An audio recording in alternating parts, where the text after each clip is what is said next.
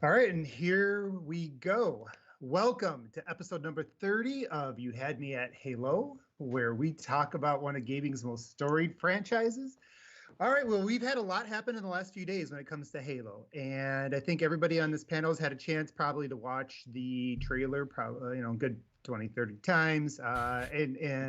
So we'll talk about what our initial thoughts were, some of the details that we picked out since then and uncovered, as well as tie that into an Inside Infinite drop that just came out. I think there's some interesting details there from the developers. But before we do that, let's go ahead and meet today's Spartan team. First up, we have a special guest from XboxEra, Mr. Spartan Nick, aka Mr. Special Nick, aka Mr. Hot Shit Nick. How's it going? What's going on? Next up, we got Spartan Jesse, aka Mr. Don Cabeza. Hello. I am still flabbergasted at how goddamn fun this game looks. Same here. Next up, we got Spartan Daniel, aka Mr. Nadian.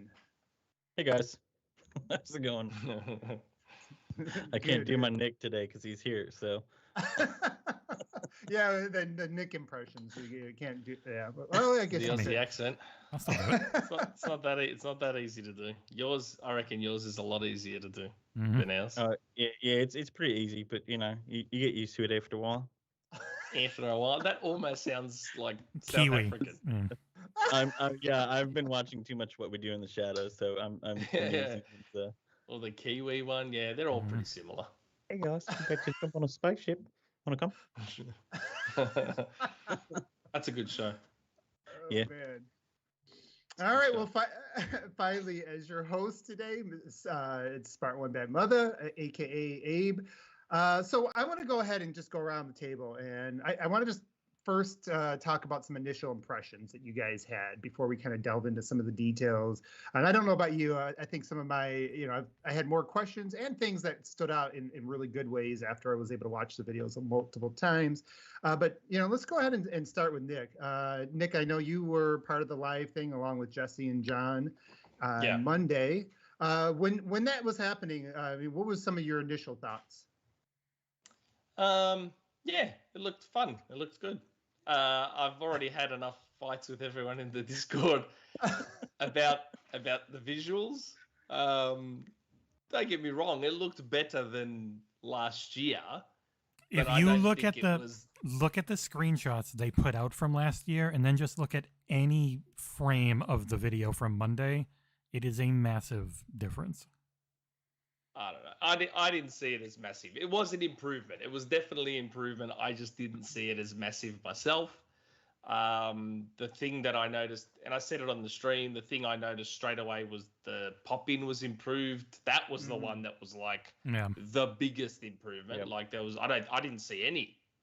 Where in July 2020 there was obviously you couldn't not see it. Yeah. So for me, the pop-in was like the biggest improvement. The texture works a bit better, especially on the characters. But yeah, I mean, in the end, I've said all along, I don't care enough about the graphics for it to bother me. As long as the game plays great, which it looks like it does, and we know the multiplayer is incredible. So yeah, it looks good. Looks good. Now, Jesse, you kind of jumped in on that. I think a lot of us, that's the first thing we were curious about was the graphics, right? We were like, all right, how many zoomed in screenshots are we going to get from Pegasus Nation this week? Quite a few. We've already got a few. Yeah. So I do want to, get some of your thoughts on that aspect. And like, is there anything different that you kind of noticed watching it the first time? It's just so much. It's very clear that there was so much that just wasn't ready. And they even said it in the blog post today. They weren't, it just, there were systems that were not ready. So, and that led to being part of the reason for the delay is like, yeah, they just were behind on getting everything they wanted. And now it looks, they had talked about we're in the polish phase, everything's done. And this, for me, this proved that yes, they are in the polish phase. This is definitely done. I don't think it's coming in hot. I do think that co-op is delayed for the simple reason that trying to figure out how to do it in a game that has progression. We found out there was an upgrade system. It has progression. It also has its cross generation. So how far away can people get? And when there's different mission structures, what happens if you start one thing and somebody else tries to start another? They need time to figure that out.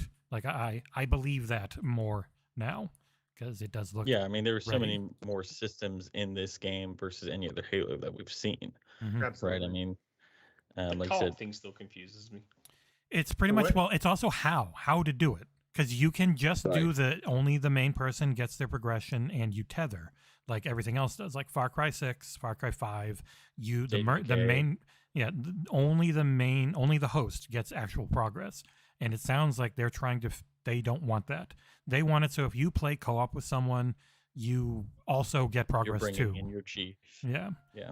Figuring that out, also the network, and also like making it so that everything works network coding wise, because honestly, I can't imagine the old system would work with how much bigger this is.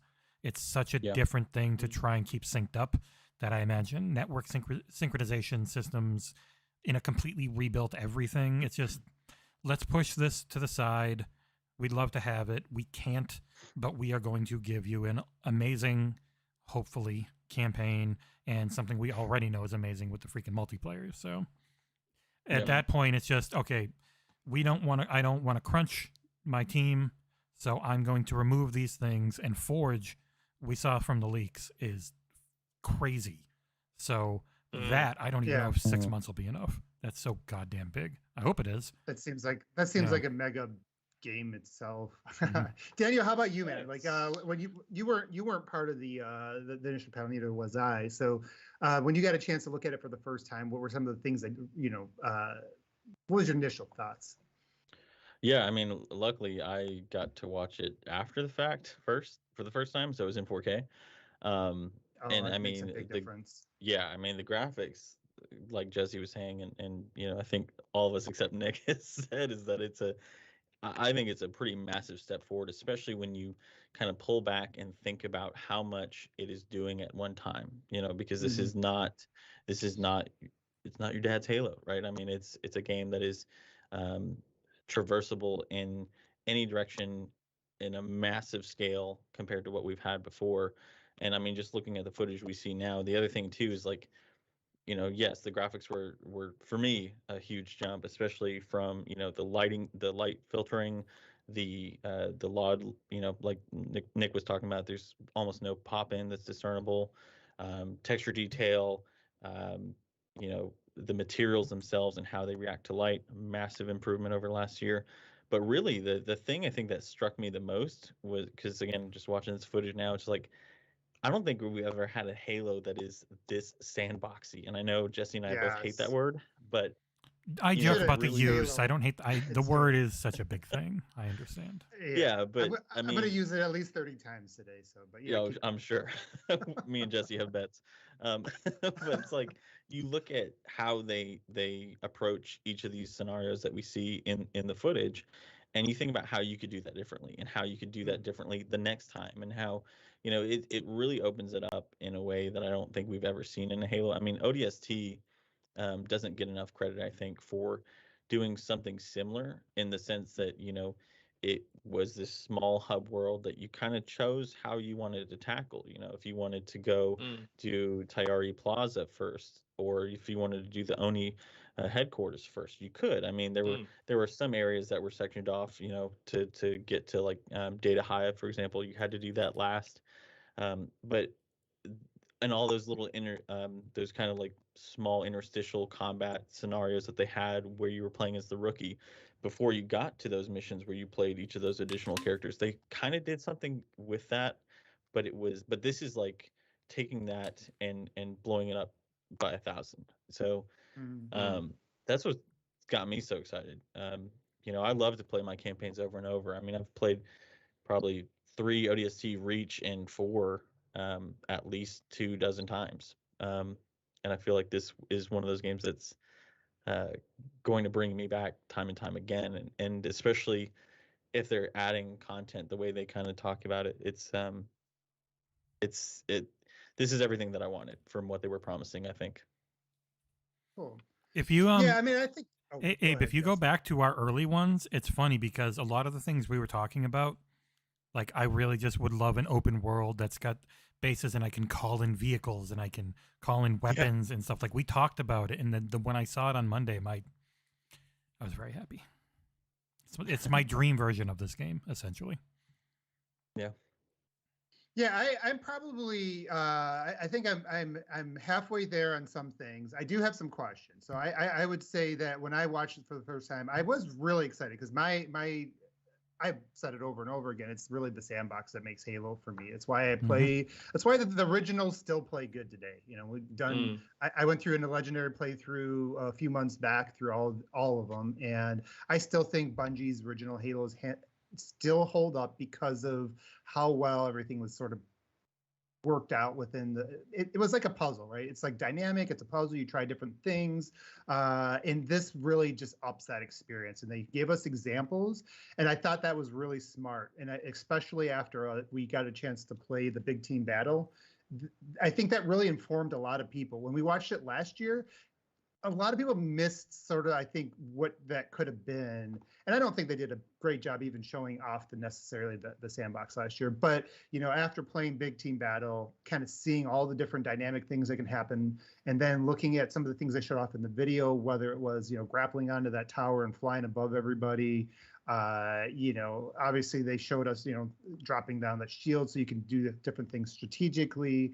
The whole battlefield moment, you know, with the and how high that was. That was like 700 feet in the air or something. It was ridiculous. Yep. So I really did like all that stuff. Now I wouldn't say I will say I hadn't. Try to word this carefully. I had an icon of trepidation. So we'll get into that a little bit later because I think there's still a lot of questions around the actual design structure of the game that we don't know right now. I think there's still questions out there, at least for those of us who haven't seen leaks and things like that. So we'll have to kind of, you know, talk about that. But overall, I thought the graphics were good enough. To me, it's not like it wasn't the same wow that you got watching Forza Horizon 5, you know, or the Hellblade trailer. But at the same time, and we'll kind of talk about this as well, that's not what I'm looking for from Halo. I want everything to kind of stand out. I want it to complement the gameplay. The design, actually, ironically, the developers do discuss that a little bit in today's update, so we'll get into that a little bit. But yeah, overall, I think they're definitely improved, and I could see that they're good enough. They're not going to be the thing that sets the bar, though. There's probably going to be other games there, but that's not the purpose. To me, that's never what's made Halo. And I don't even want them I don't even like this whole thing about, you know, ray tracing and stuff like that doesn't really excite me. I think I wanted them to put resources into where it counts. Yeah. I mean, even when they move on later on from the Xbox One and they move towards just a Series X and are no longer having that that ankle weight on them. I want to see them up the sandbox. I want to see them blow out some of the battles and the scale of things. And that's what wowed me the first time I played Halo, is dropping on the beach, watching the warthog jump. And that's what excited me about what I saw. So, you know, overall, like I said, it was very positive, but there's still some questions. And I think they're fair questions, I think, but we'll get into that a little bit. In terms of the visuals, though, it's that same discussion of Halo 3 versus Halo 4. Like, so Halo 4, of all the Halos, Halo 4 is the one that wowed everyone. Halo 4 was the one that set the standard. It shouldn't have been possible on 360. But then there were so many sacrifices made for it to look that way, like compromised what makes Halo Halo. Where Halo 3, I remember Halo 3's discussion, so many people were bagging the graphics on Halo 3. It was 2007, I was 27 years old. I remember all the crap that was being spoken about Halo 3's visuals. But again, sacrifices had to be made. Halo 3 was massive and open, and the physics were like ramped up, and there was all these cool particle effects and this, that, the other. And it's frustrating that I guess more of that stuff isn't acknowledged. Like, Yeah. you know, part of the trolling I've seen is screenshots of Last of Us Part 2 versus Halo Infinite. Last of Us Part 2 is not an open world, physics-based, like variable. it's It a is hyper-linear very- third-person game with brain-dead AI and like And they're pulling super from linear levels. cutscenes. Like, They always pull from cutscenes well, versus yeah, there's gameplay. that as well. Yeah. And Well, it, and if you they'll want to say- get into that, it Hellblade doesn't would run at probably 60 be either. that. Yeah, Like, I mean, I think Hellblade will be the game that you look at for that type of, you know, impressions, or that's where you might compare the graphics in that way. No, I'm with you, Nick, and that's the thing too. Like, I think a lot of people, if you're going to bring these things up, then let's talk about. I don't like to ever put down what another developer prioritizes, because I think for some of them it is just about that immersion, it is just about that storytelling, that's fine. Yeah. But with Halo, it is about we're going to say the word sandbox. It's all these dynamic variables, right? And the more variables you have in there, the more computations you got, and it's exponential, right? Because it's not like when you go 3 times 3 and then you go 4 times 4. It's not just an incremental, right? It's like when you start adding all these different elements, it's an exponential amount of things you got to compute for, and you got to account for in the design of it, and that is, again, you know, I think Halo 3 is probably a good comparison. I think where Infinite is today is probably, I think it was very similar kind of reception for 3. Like, it was like, yeah, it's good, but it's not like Gears of War good, right? It wasn't Gears of War good back then. The lighting stood out, which I think we can talk about. We'll talk about some of the graphics here in a little bit. The lighting still stands out here. I think they got some of those, the foundation for the graphics in a good place. But yeah, I mean, you got co-op, 60 frames, lots of stuff going on, wide environments, and it's not just the open world is going to be probably more of a hub world. It's not going to be a fully open world. But the thing is the draw distances and the amount of things you can see within any one moment is pretty expansive. And I would even say it's more than a lot of open world games. Like, you go into Assassin's Creed and you go into a battle area, like a lot of times there's a lot of walls and stuff around you, and you can see just a certain amount of enemies, right? What's here is you got, you know, we saw them sniping from a long ways away, right? You can you have just a lot more sight lines, and you see a lot more things at once, and we didn't see the pop in. So visually it impressed me from that standpoint. I think they prioritized the right things for Halo. And so I'm happy with that. I'm happy they didn't give in and go all out and, you know, make Craig too sexy, because, you know, we want the gameplay to stand out. And we did get a super chat from Stefan Selby. Oh. Been a fan of XboxEra for a few months now. I knew about this show, but had not gotten around to watching it. Had to give you guys a go this week. Thank you, Stefan. Thanks, Stefan. It's very kind. Yeah, that's good. Yeah. The thing with Halo is the graphics, the animations, everything is in service to the gameplay first, instead of the other way around for some other games. So, like, they will make it look as good as they can without it hurting the gameplay. Yeah, and I think, you know, if we recall what we saw, because campaign always looks better than multiplayer, right? And what we saw in the most recent tech test was extremely impressive. I think that, you know, I definitely understand and appreciate the Halo 3 comparisons, but I think this is going to be not quite like the visual stunner that Halo 4 was, respectively for its time. But I think it's definitely going to be, especially compared to some of the other cross-gen exclusives we've seen lately, I think it'll be far better than 540p and 74 FOV. Halo 4 is so good looking, though. Oh, it's so good looking. That game holds up well. The Series X version on it now holds up well against a lot of other games.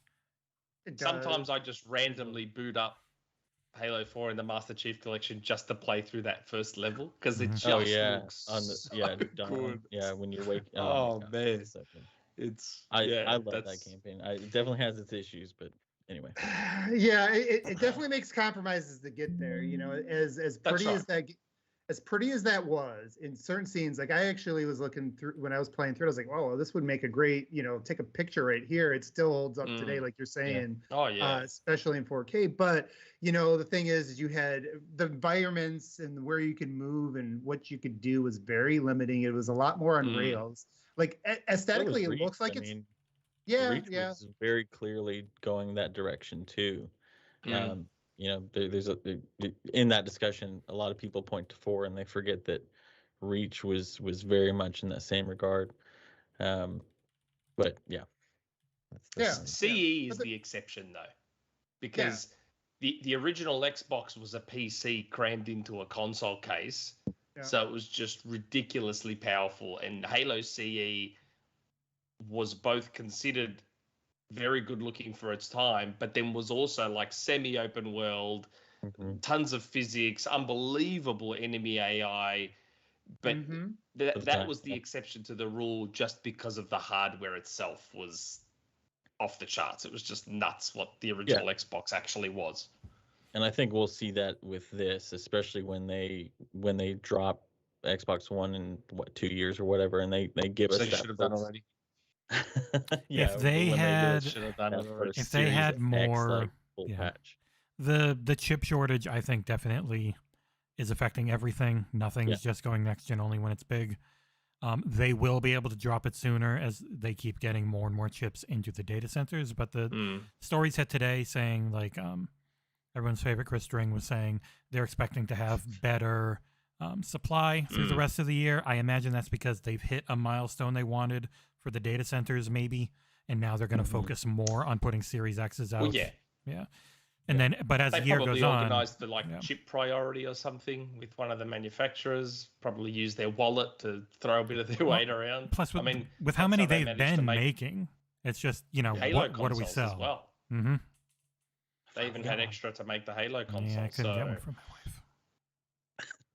wife. It was they sold quick. Yeah. They've gone up a few times again, and I still have it in the cart. Tries. Yeah, I'm 0 for 13. So. Oh, you haven't got one? No, I've got it in my cart on. See, I had it when we were doing that stream where they announced it. You and I were doing it.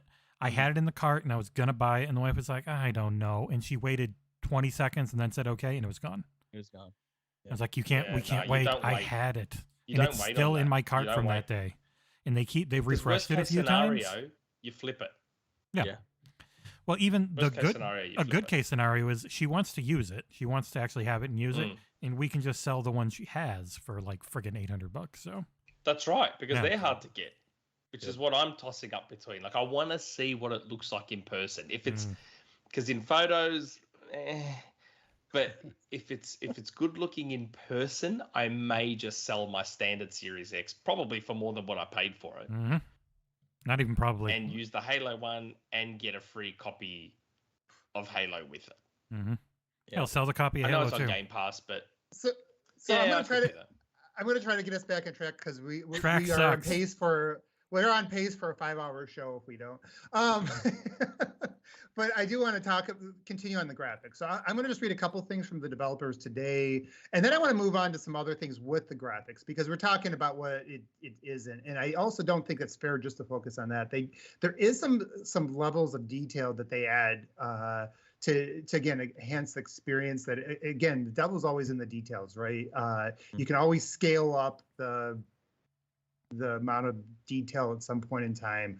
But let's talk about like what they said. They said they address both. Tell me the section, and I can put it on the screen for people to read along. Oh, okay. Well, I cut and paste some of these things last second, so it's not really. It's only been up an hour. Yeah. Up an hour.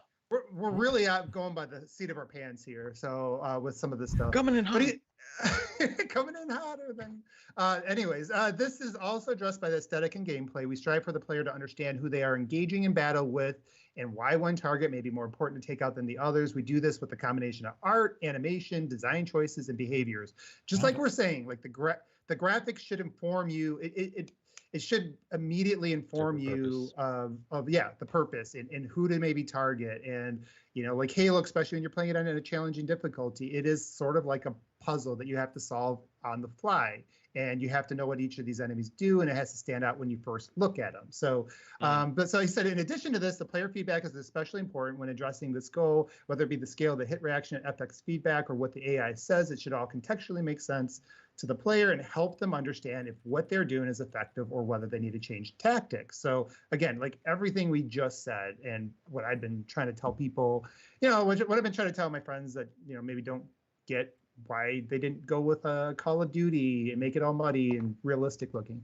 Yeah, why is it, why does it look so cartoony still? Why are there colors in this game? Yeah, I don't like all the colors. It just makes it look unrealistic. But and he said from an art standpoint, we knew that early on that we wanted to spiritually reboot the characters, and that meant taking a look at all of our characters. So they did talk about going back to some of the more traditional things rather than the 4 and 5 art style. I think that's pretty obvious. But now let's kind of move on to what they say when it comes to some of the other things they focused on. He said, like, one of our main focuses from the player's perspective was to create a sense of visual damage that sets the brutes apart from other enemies. As you fight the brutes, you will see all kinds of armor and debris fly off them, from shoulder pads to thigh pads to helmets shooting across the map. Knowing this, we knew we had to design the armors in such a way that facilitated this. So obviously, again, the gameplay and the art in graphics had to complement that. We designed the brute tech suit with various attachment points so that we could modularize. I can't say modularize. Modularize. Yeah, thank you. We got the Aussie teaching me how to speak English. The armor plates so that they could be shot off. Funny enough, early on, one of the challenges that we had with this approach was, in certain cases, by the time you finished off the brute, he would be pretty much naked and bare. This is why they flaunt a full body tech suit.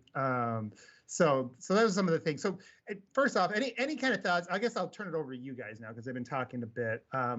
Visually, like, is there any like details, especially as you kind of went back and watched it, that were standing out to anybody here?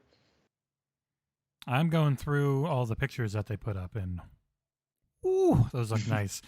So I do wonder when what they showed on Monday is most likely PC. So I do, because these, like, just going in on this Elite here, like, these are stunningly good looking, these textures. I do wonder, like, because these are obviously the best renders they can. Yeah. Right. So I wonder, how is it going to hold up for each tier? Because you'll have your top of the line PC, which will probably be close. Then you'll have Series X, which will be a little lower. Series S, a little lower at 1080p texture. Well, I wonder what the 1X is going to look like with this, because it'll definitely be 30. But I really do wonder just how far they can push that one, and how potato-like is the 1 and 1S. What are they going to look like? They're not going to look like this. No, they won't. It's going to be rough. I'm assuming the 1S will be 720/30. It'll be dynamic. Everything's going to be dynamic, but it'll probably be mostly that. Yeah. Yeah. And then they're also temporal upscaling too, so it won't look as bad as games used to at that, but it'll still be fuzzy as shit. It's going to be rough, Trebek. So I thought, visually, I think one of the things that really stood out was the lighting. Did any of that, for any of you guys, did that make a big difference to you? Yeah. Oh yeah, I mentioned that earlier. The scene where they're flying through the trees, and then you see the pylon, and it's like the volumetrics on that was insane compared to what we were seeing last year. I mean, lighting is one of the most impactful elements of a graphics engine that there is. I mean, yes, it's costly in some cases, but it's as we saw last year in terms of the reflections and in terms of basically shadow cast and things like that, it dramatically changes how your game looks. And so the lighting was insane. The particle effects and the explosion model is vastly better than it was last year. I know some people have an issue with how cartoony it looks So I don't want people to conflate, like, it looks really well made, but it is they might not like the art style of it. Mhm. Yeah, I mean, Yeah, but yeah. outside of preference. Reach and 4, like Halo has not, its prime directive has not been to be a photorealistic game, and so I think it's hard for me to take those critiques specifically seriously. But Especially when they're made by people called the Xbot Killer. I swear, I feel Who like gives us he money? he did show up, obviously. I mean, we got at least it looks like in their downvotes. I did want to call out some things. I had Mike send me some details. He wasn't able to be here today, so I asked him about the graphics. These are parallel pixel guys, and he mentioned like the lighting was one of the things that stood out. He said like the indirect lighting, specifically like last year's 2020 demo was pretty flat. Now these materials and items can show detail when there's no direct lighting present. So the game looks properly detailed even when you're in a shaded area or where there's no direct light source to put on the spotlight. And he said just in general, it seemed really high quality. And that's all he really does. He just looks at graphics when he does the parallel pixel stuff. So it does show like a contrast, and that does a good job setting the mood that the devs were intending. So that was really, I think that was one of the things that stood out. The other one was the draw distances. Obviously, I was looking. I'm sure you guys were too, like looking for the pop-in that we saw last year. Yep. Didn't catch any. Did you guys catch any pop-in anywhere? Nothing major. Not when I did a breakdown. I didn't do like a crazy in-depth pixel by freaking frame by frame one, but like I was looking to see, and it was markedly improved from when I went back and did go to the 2021. Mm-hmm. Boy, that was yeah. Yeah, and there were no seams. There were no obvious, no Destiny moments where there's very clearly a definition between playable area and, invisible walls or areas where they're just blocked off. You're not going to get killed by the architects if you go too high up. Hopefully. Yeah, I'm wondering what the flight ceiling is because, Jesse, you and I mentioned that on previous episodes of are we going to be able to take a Banshee and fly to the other, like literally other side of the ring, that would be rad, but I'm sure there's going to be some limitations there. They got those anti-air artilleries up there for a reason.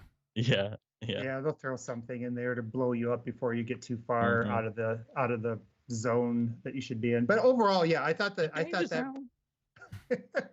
thought that added a lot to the visuals, like especially in certain areas when you could just see out, and it just kind of adds a sense of atmosphere to it. And then the last part of it, was the just the material shaders. I know there's been a lot of comparisons of those on Twitter showing some of the wear and tear on the items. It makes it look a little bit, makes it look more, I don't want to say believable, but it's it really kind of builds the story. Yeah, it builds the story, right? Like with all that detail. So even the Minecraft columns, everything sort of had more detail than what we saw before. So any other thoughts on graphics before we move on to some other aspects of it? You want to go, Nick, before anyone cuts you off? Oh, did I cut you off, Nick? No, that's all right. Sorry. I was gonna say there was a weird moment. And I don't know if it was specific to that moment or if it's just something to do with the explosions in general. But when he saved those prisoners, just before he drove them off the cliff and told them they were safe, there was an explosion that happened. I think he threw a grenade or something, but it was weird. It was like when the explosion was it the coil? went off. When he threw one of those power coils? The fusion coil. Yeah. Maybe.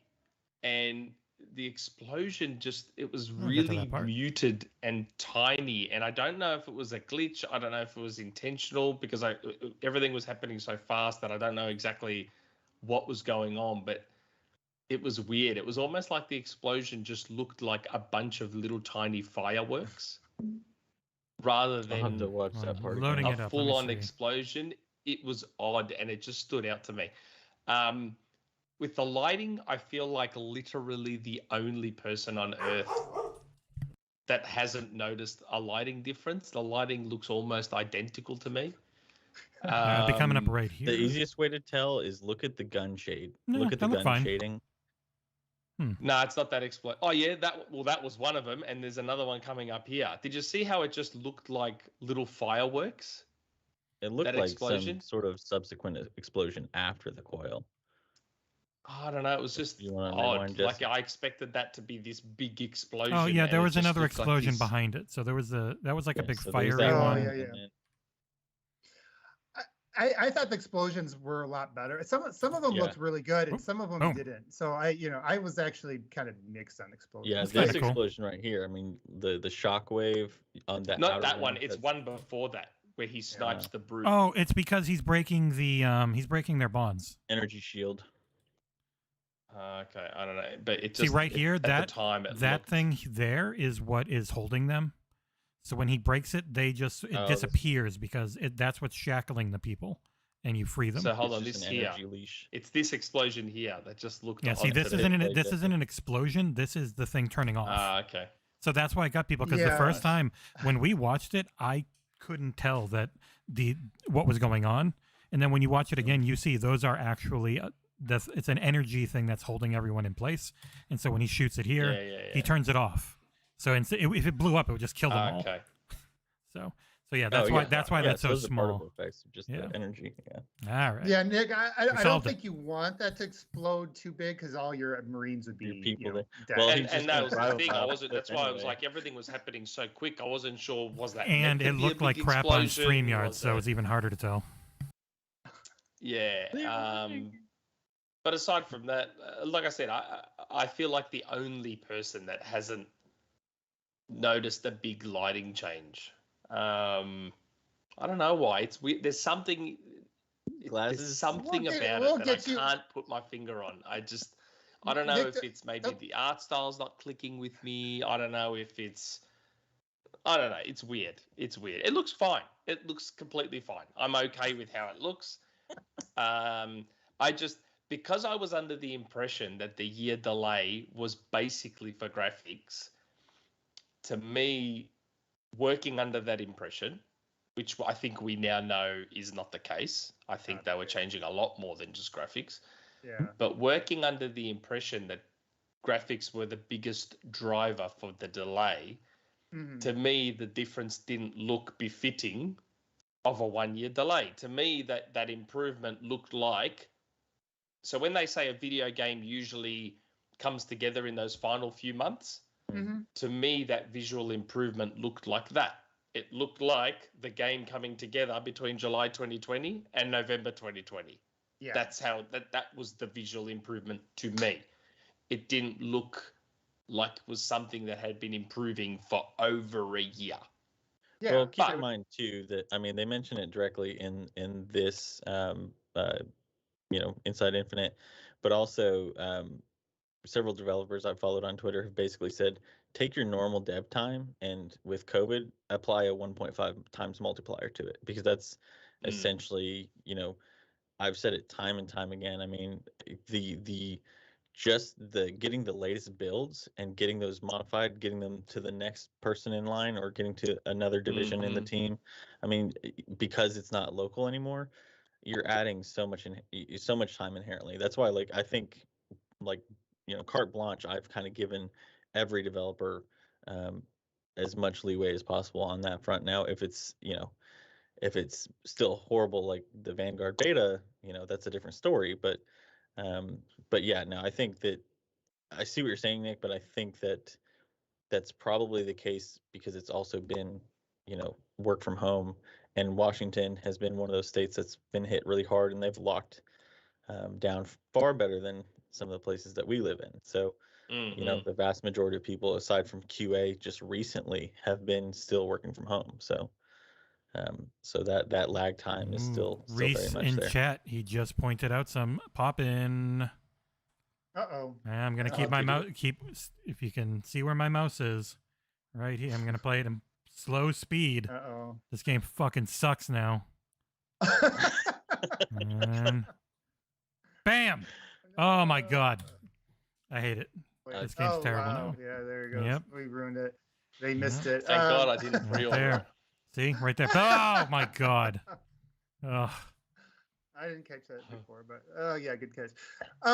Yeah, no, actually, Nick, I you know, and talking to developer, that's usually, you're right. I think developers will say, you know, a lot of times the visuals do come together in the last 6 months of the game. It's kind of what, like, this I expected this difference between what we saw and what would come out, but I did expect it to happen within like a 6-month period. But I think we found out, or we've learned, that the delay wasn't just for graphics anymore. Yeah, there was more. There's been more deleted tweets as well, like that A Colby former- Payne dude, who I think Yeah. used to work at 343. A He year was ago, like, yeah. "Oh, I noticed some changes here since I was last there." Da da da da, and then he's deleted that tweet. Yeah. So it seems they changed a lot more than just the visuals. But Yeah. It sounds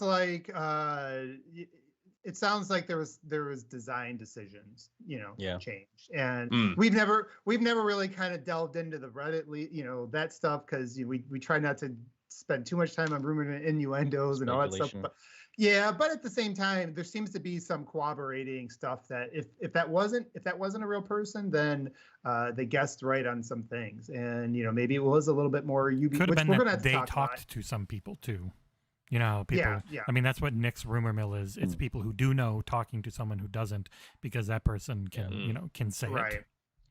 Yeah, there were some design decisions, definitely. Yeah, I think ultimately, if you compare this to 5, right? Because that's the last Halo game that came out. This is a pretty massive leap, especially again when you just think about how structurally this is different than any other Halo. And then when you compare that to, say, some other games that are coming out next year for that are cross-gen, that are on other consoles. He's talking about God of War Ragnarok. Sure. We'll just just looking at the response and the rather small jump, I think that some of those criticisms are a little bit hypocritical, but more importantly, they're disregarding the fact that the jump from last year to now, aside from Nick, I think everybody has already said is pretty large. I mean, most of our chat's saying the same thing, but the jump from our last Halo game to now is massive. So I think it's also a testament to how much better their hardware is. The Xbox One was shit. Well, yeah, right. The hardware, but also the engine. I mean, that the Blame engine was aging very much.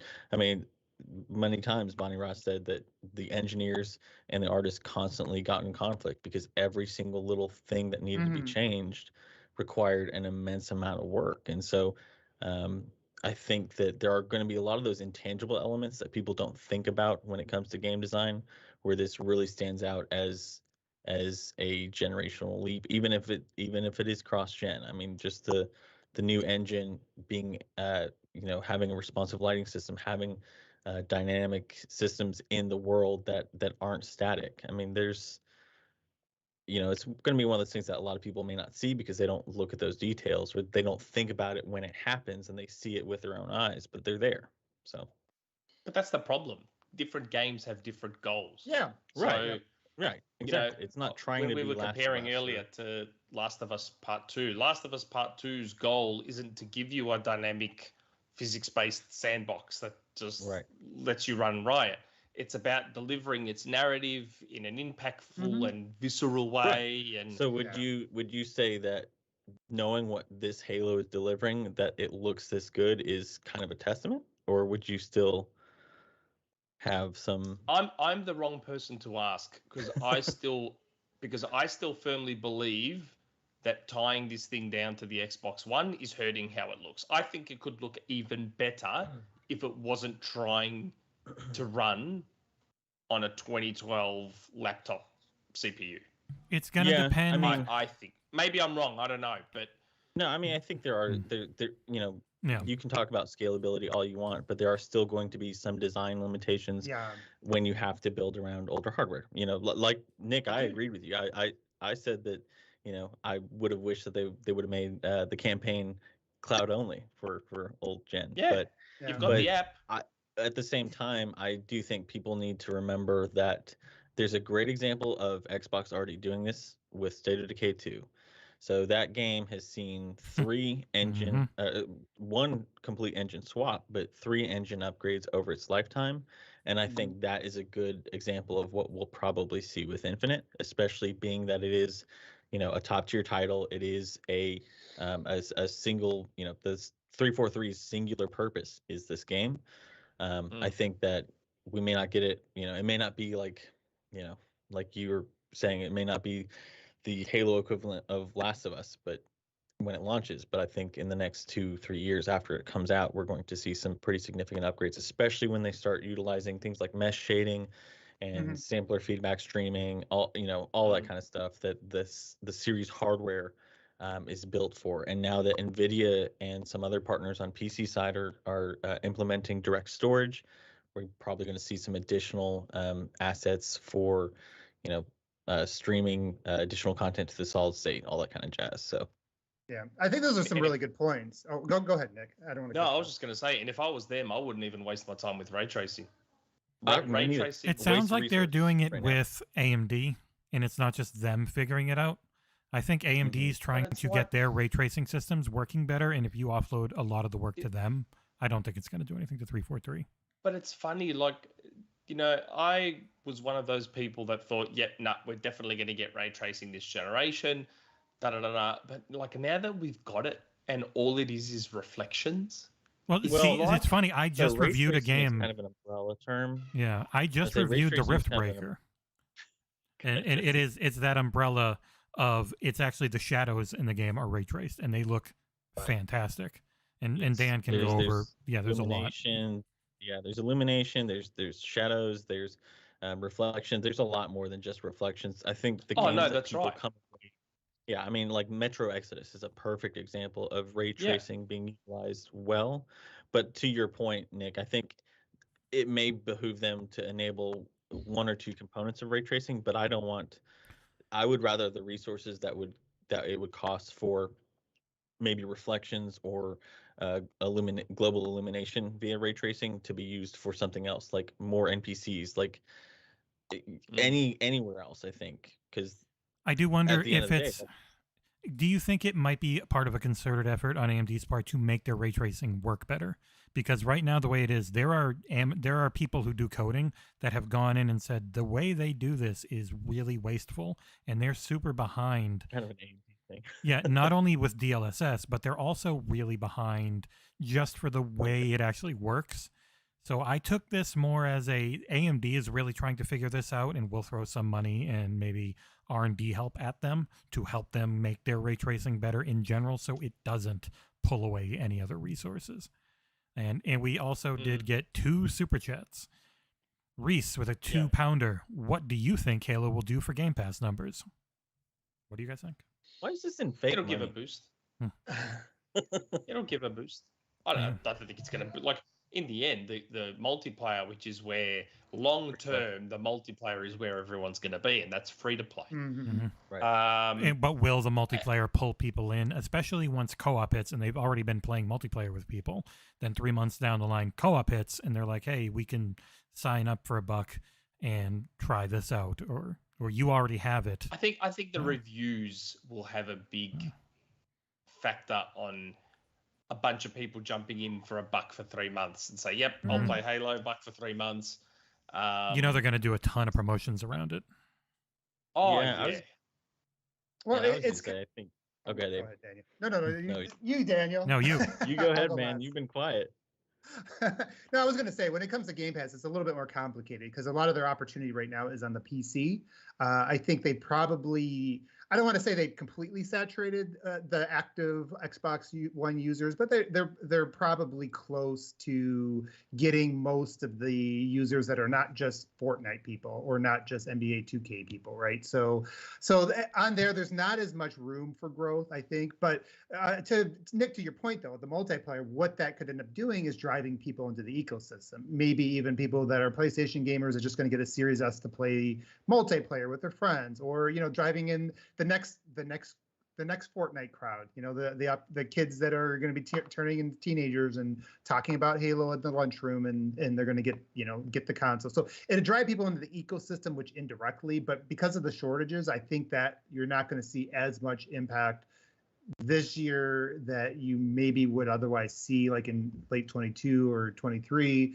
Although I think what's going to be interesting because there are opportunities on PC, and we don't know right now if Halo's campaign is going to make a PC player want to subscribe to Game Pass, right? So I think it's complicated. I'd expect some lift. It's going to probably drive some people, but I think there's a ceiling on that right now because of the chip shortages. Brit just made a comment. Well, will Game Pass Ultimate perks for Halo Infinite be juicy enough to get free-to-play multiplayer games that subscribe to Game Pass Ultimate? Well, Halo has the Ultimate Game Pass Ultimate perk, which is getting the campaign alongside your multiplayer. That's like the ultimate perk. So if that can't get people to subscribe, then maybe nothing will. Yeah, I was going to say to add on to Abe's point, I think we'll see more of a jump with direct, from direct people or direct links between Halo and GP, subscriptions next year when co-op hits and then when Forge hits. Because Forge is, Minecraft is obviously the biggest game on the planet, and Forge is shaping up to be like Minecraft and Halo had a baby in some regards. And as we, as some of us who are a little bit outside of the range of most, Twitch streamers who play Minecraft and all that kind of crap, there's a massive market for those people. And I think you're going to see, if it turns out to be as good as the leaks are suggesting, I think we're going to see a whole new a kind of a resurgence like we saw with Halo 3 and Halo 5. Like, if you remember how big 5's Forge was, despite the limitations that it had, especially a year, 2 years after it came out, it was massive. And I think there's that crowd that really hasn't had anything new in Halo to kind of initiate themselves with. So I think that the like Abe said, PC side, I mean, that's going to have massive growth because we saw how massive MCC was on PC when everybody thought that nobody would want it on PC because it's a quote unquote console shooter. But then you saw how it was like 10 million on Steam within the first couple months, and you combine that with Windows Store, it's a massive game. So I think we're going to get a decent subscription numbers increase from the PC side. But I think the biggest thing that's holding back the Xbox GP is probably just availability of consoles. I mean, I think that there are still I mean, I know 3 people off the top of my head who are Xbox One diehards that just haven't been able to get a new console, and they don't have Game Pass because for some reason they don't think it's worth it yet. They, all say I'll get it when I can get the new console. Probably because they're doing something like All Access, but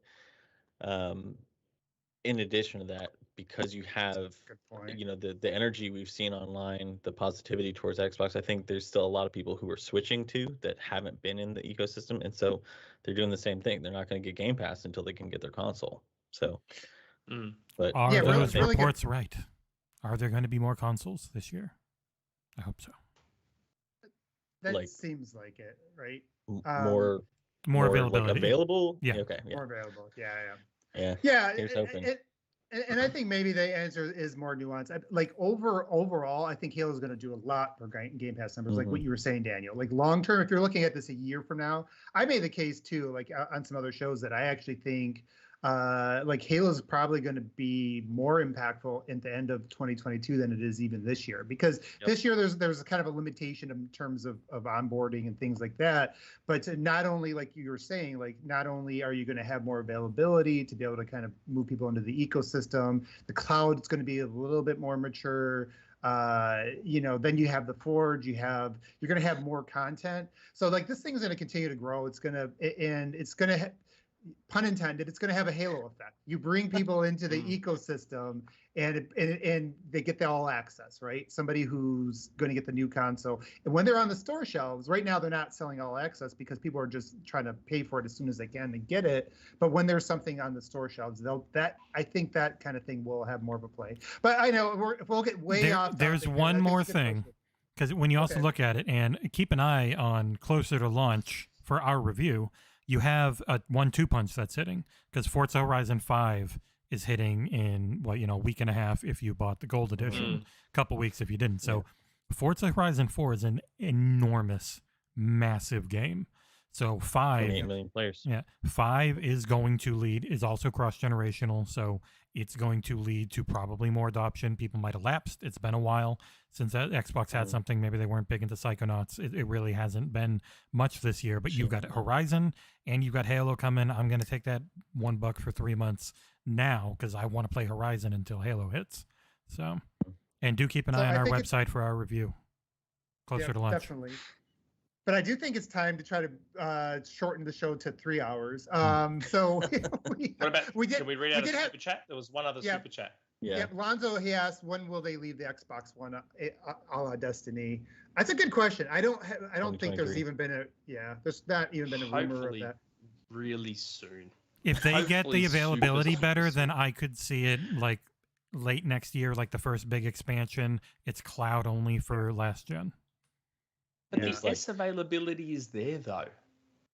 That's but the thing. But I don't think they want. Impossible to get. I don't think they want. I don't think they want to push cloud too hard until they've got better, because they have enough to soft launch into their cloud next gen service. But if they really push that hard, because you've got to have coverage everywhere if it takes off. But what about the Series S? No, that's what I'm saying. Not impossible to get. No, but they still sell out really quickly in most places. Where I'm at, they are. Yeah. I have looked for them around me for the last 3 months just to keep an eye on it, and I never see them. They're never in stock. That now Nick, in stock. I'm with you. Yeah, I know. I would like it soon too. We all want it soon, and hopefully what they're developing today, the design decisions are going to be made with the without the Xbox One in mind, and that content that might release 2-3 years from now that they're starting on now. There's probably multiple teams. We saw it with the Sea of Thieves, right? There's no reason to assume that they don't have multiple teams building content that's going to come out yearly. But this goes back to what we were talking about with the graphics, because a lot of the things, when you look at what they prioritized, and I'll just kind of, I guess we'll have to move on from graphics soon. Otherwise, we will really be here all night. The things that they prioritize, the things like the armor breaking off, like stuff like that. That's something that you're really not going to be able to scale later or add later, right? Like the draw distances for how big and expansive you want how big the environments are going to be. That's not something that you're going to scale later. You're not going to get like more power and then go back and then add more mountains and things probably, right? And so the lighting, the time of day lighting, the dynamic time of day lighting, like that's not something that you're going to have it baked in today, and then you're going to all of a sudden going to add in dynamic time of day lighting later. So from the design decisions on, I think they prioritize the right design decisions right now, but when it comes to the rest of it will be scalable. And I think, you're right, Daniel. I think they're going to continue, just like we've seen them do with some other games. I mean, they go back to old games and update them. There's no reason to think that Halo is not going to be the experimentation place for ray tracing and that may not matter to us on the Series X, honestly. Like I will never probably use it if it's ever going to cost me frames, but that might matter somewhere down the road, maybe that matters on when you buy a PC in a couple of years, or when you get the next Xbox. Or if they can figure it out in the Miles Morales way, where you can have a 60 frames per second mode that has some form of it, so you can lose a little fidelity but gain, that type of performance. All right. Well, let's try to move on to other things. So we didn't even talk about gameplay yet, and that's the core of.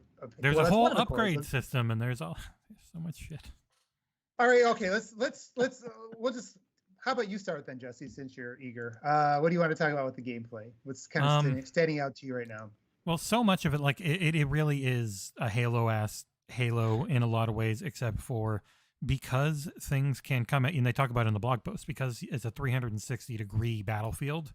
They had to rework enemy AI, so enemies will go and try and get better weapons and try and come at you from different angles, because it's way more. They can be anywhere around you instead of they're generally in your front cone, even though it's wider or narrower in some games. Being able to call in vehicles, having that change the setup, like, okay, I've called in this vehicle and I'm going at this place, so now they're going to make sure there are things that can counter my vehicle, or I don't have it, so that's not there, but instead I've got instead of flying, I've got a tank, and they've got things that are better against tanks to try and keep the challenge up without it feeling artificial. And then there's the whole freaking upgrade system. Outside of just calling in vehicles and weapons, you've got your... And so in the multiplayer beta, you could press... There was a setting, so you could choose, I'm going to press this button, and it's going to bring up... I can press left to cycle through my grenades, or I can press right, and I can cycle through my abilities in the campaign. So that's how you've got your drop shield, your... grapple shot, the thruster, the repulsor. You can cycle between those. They're on cooldowns. I don't know if the drop shield was on cooldown because he picked that up last year, but I guess maybe they'll all be on cooldown now. I don't know. Yeah, they may have changed that because it seemed like it was a limited, like singular use. Yeah, he picked it up in the first gameplay demo we saw. He didn't just have it. Right. But yeah, so those things, and they all have a series of upgrades. There are collectibles, which you have to find. So it gives you an incentive to go around the map and do all these different things to find those collectibles for both upgrading yourself with Chief and for upgrading your fobs, which are the bases, which you... Forward operating base. Yep, straight out of Metal Gear 5. But yeah, it's a military, but you know. Yeah, I know. There's so much to talk about that it really would take an incredibly long time. I do think most people watching have gone through it. My take would be it is my dream Halo game. It's everything I wanted. I don't think he has repulsor by default. It looks like he had the threat sensor. Yeah. It just went by. Just looking at the yeah. But yeah. I do think that there's a lot of question marks still when it comes to design. Like I feel like the moment to moment, the 30 seconds of fun that Halo's kind of always based their core game around ethos. Is there. Yeah, it's there, right? But there's a lot of questions on the design stuff. But Nick, what's your thoughts? Like, what was from a gameplay standpoint, what stood out to you from the from what we learned this week? Yeah, I mean, I'm the same as Jesse. I even, in the Discord many times I've dug up old posts of mine from like even Gaff, where I said I want it to be a spiritual reboot and have it be open world and let me upgrade and let me this and let me that, and it's doing all of that. It's literally doing all the things I've wanted it to do. So I've never had any issues. Even last year's demo, I've never had any issues with how it looks to play. And now that I've got to use like the grappling hook, for example, in when I first saw grappling hook, I'm like, oh, grappling hook in Halo. Yeah. But then once I got to actually use it, I'm like, how were we playing Halo without this thing before? Yeah. I don't understand how we were playing Halo without just this the system that lets it go in any specific place, and you have that little tiny bit of control, so you can just whip yourself around. Oh, like, because I went back and I played some Titanfall 2, and I used to really like the grappling hook in that, but it is so limited, and it's just like you can see the point of each area that you can hook onto, and it just always goes there and always pulls you in the same way. It's not the Halo one just is the best feeling, and that's even why snipers were. Yeah, I was gonna say that's why snipers were like, it's such an advantage in that, because once you understood the mechanic and the animation of the grappling hook, it never changed. Yeah, and they're skill based with this, right? Like hitting it at a certain angle, letting go at a certain time is going to, send your momentum in a direction. And again, it's that word dynamic that I always overuse as well. But that's what it is. It does feel like it's got a skill gap to actually using a grappling hook, whereas it's been in all these other games. I've actually been going through the Batman series for the first time. It's like there's grapple hooks there, but that's just like straight up to the top. Yeah. It doesn't really. It doesn't. Yeah, I know. I'm late to some things. I don't know. That WB thing kind of made me want to go play them. But yeah, it once you play it. The first time I saw it, I was like, like I was the same thing as Nick was saying. But then the first time I like hit something in the first tech test and got to use it for the first time, and I went flying across the room. I was like, whoa, I want to do that again. But the thing is, though, like it shocks me that it wasn't in years ago, like, because it fits so well into Halo's sandbox. Like, I just Right. when I see it being used properly, like I'm a layman, so I just get to a point to get higher, and that's it. Some of the stuff I've seen them doing in the multiplayer is just stuff my brain would not ever think to do, and then you see it done, and it's like, how has a grappling hook not always been in Halo from day one? Like, I saw a guy playing a capture the flag match. He had the flag. He sent the warthog onto the man cannon, grappling hooked the warthog so he could fly across the map with the warthog pulling him across the sky, landed over in the other base, and just captured the flag. It was unbelievable, and I'm like, how has this not always been in Halo? And you see someone grappling hook a Banshee and then overtake hijack the Banshee. Just so much cool stuff, and I'm just like, I can't believe this wasn't always there. Yeah, how was it not always there? Yeah, that moment in the gameplay trailer for the campaign when you get in the Banshee, takes off, jumps out, incinerator cannon or whatever the weapon is, can't remember which one he was using, blows up skewer, blows up the freaking other Banshee, and then grapples the third Banshee and hijacks it in the air. It's like, it's those moments like that versatility in the usage of the tools. And you were just looking out over the vastness of space because you were at the edge of a broken part of the ring. Yeah, like. Hey Abe, you want a little bit of anxiety, Abe? I'm noticing a picture they put up today. Oh shoot! Okay, yeah, let's do it. It's the TAC map one. Look at just how many icons there are there. So many icons, man. I love it. So many things to go do.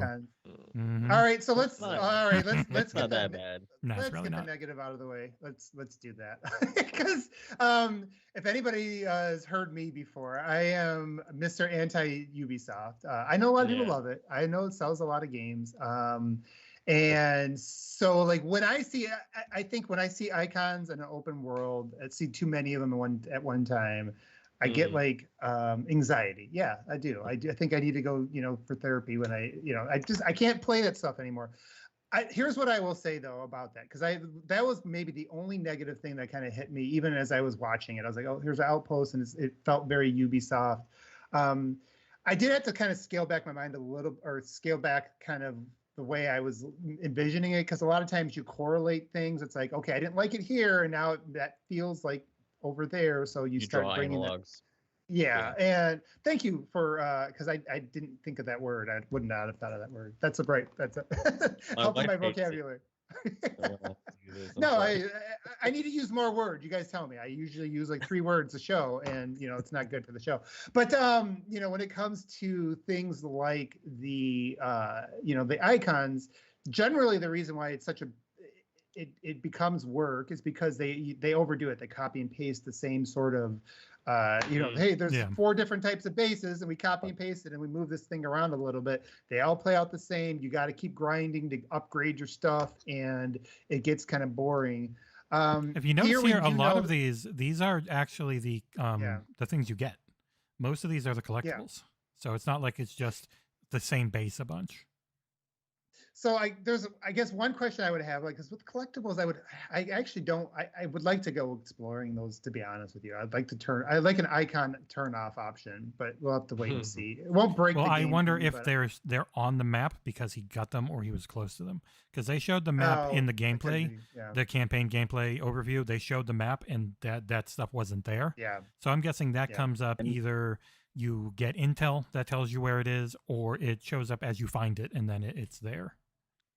And they also mention in the blog that a lot of the UI is going to be customizable to a great extent. So I wonder, Abe, to your point, I wonder if you'll be able to hide, like, because I'm with you. I mean, I think, I always get this like urge to play Valhalla because I love Norse mythology, and then I play it for 5 minutes. And I'm like, fuck, I hate this, because it's just like. It's just icon after icon. You don't know where the hell you're going, and you don't know what's important or what's worth doing versus something that's just some random side quest that's just a checklist, right? It doesn't get you anything. This is a golden light and there's 50 things it could be, but you have no idea what it is, and you're going to go there, and then it's something you don't want at all. And yeah, I get tired of that. It's just a waste of time. Like, I was gonna say, I have some apprehension about those elements in this, but I'm hoping that because, kind of like ODST, right? Like if you collected all the terminals, you unlocked caches, you unlocked weapon caches, so you could get mongeese, sniper rifles, Mongai. These are telling you exactly what they are in a way that is my preferred method for these, where you just know what you're looking at. Okay. Yeah, because that's my main trepidation right now. So they did say that in the update today. They did spend time. I think there's 5 different types, and they kind of inform what they are. So yeah, like I will be honest and say that's the one thing that stands out to me in potentially. I keep an open mind, and the reason I say open mind is because, like I said, the design of this is different than a Ubisoft game. First of all, it's not just purely open world. You're not going to be going across all the way, spend 10 minutes riding a horse, trying to get over a freaking hill, to another icon and then come all the way back. They're going to be hub areas. I think you're going to be able to traverse those efficiently at some point.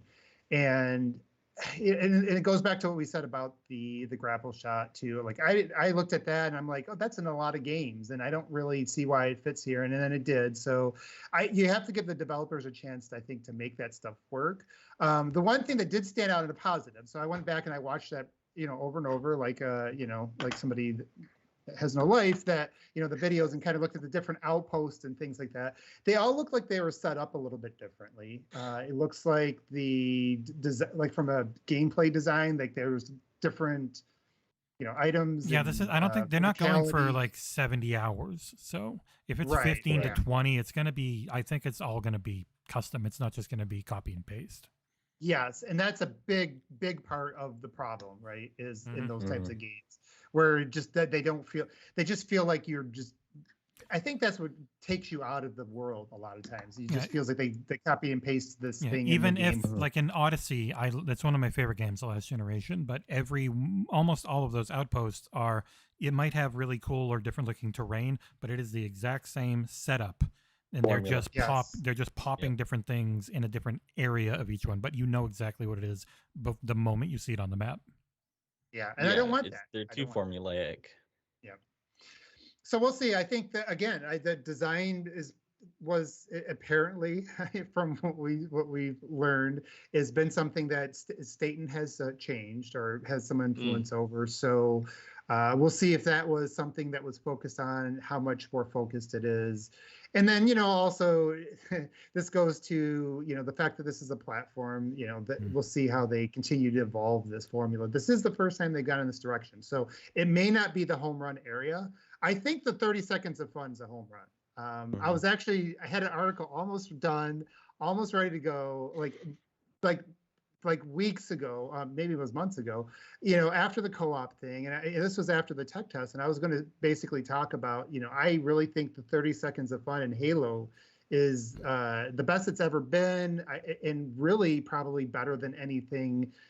From an action sandbox type of game, I don't think there's going to be a game that's going to be comparable to this when this comes out. And that's why, despite a lot of the concern when they delayed co-op, understandably. So, why there was a lot of concern about how this campaign would go, I was like, they nailed the main thing. I feel like we were informed enough with getting our hands on it, how it felt, how the grapple shot worked. And then once you start adding in the, repulsor, and I can even start to see, we haven't even seen them throwing half the weapons.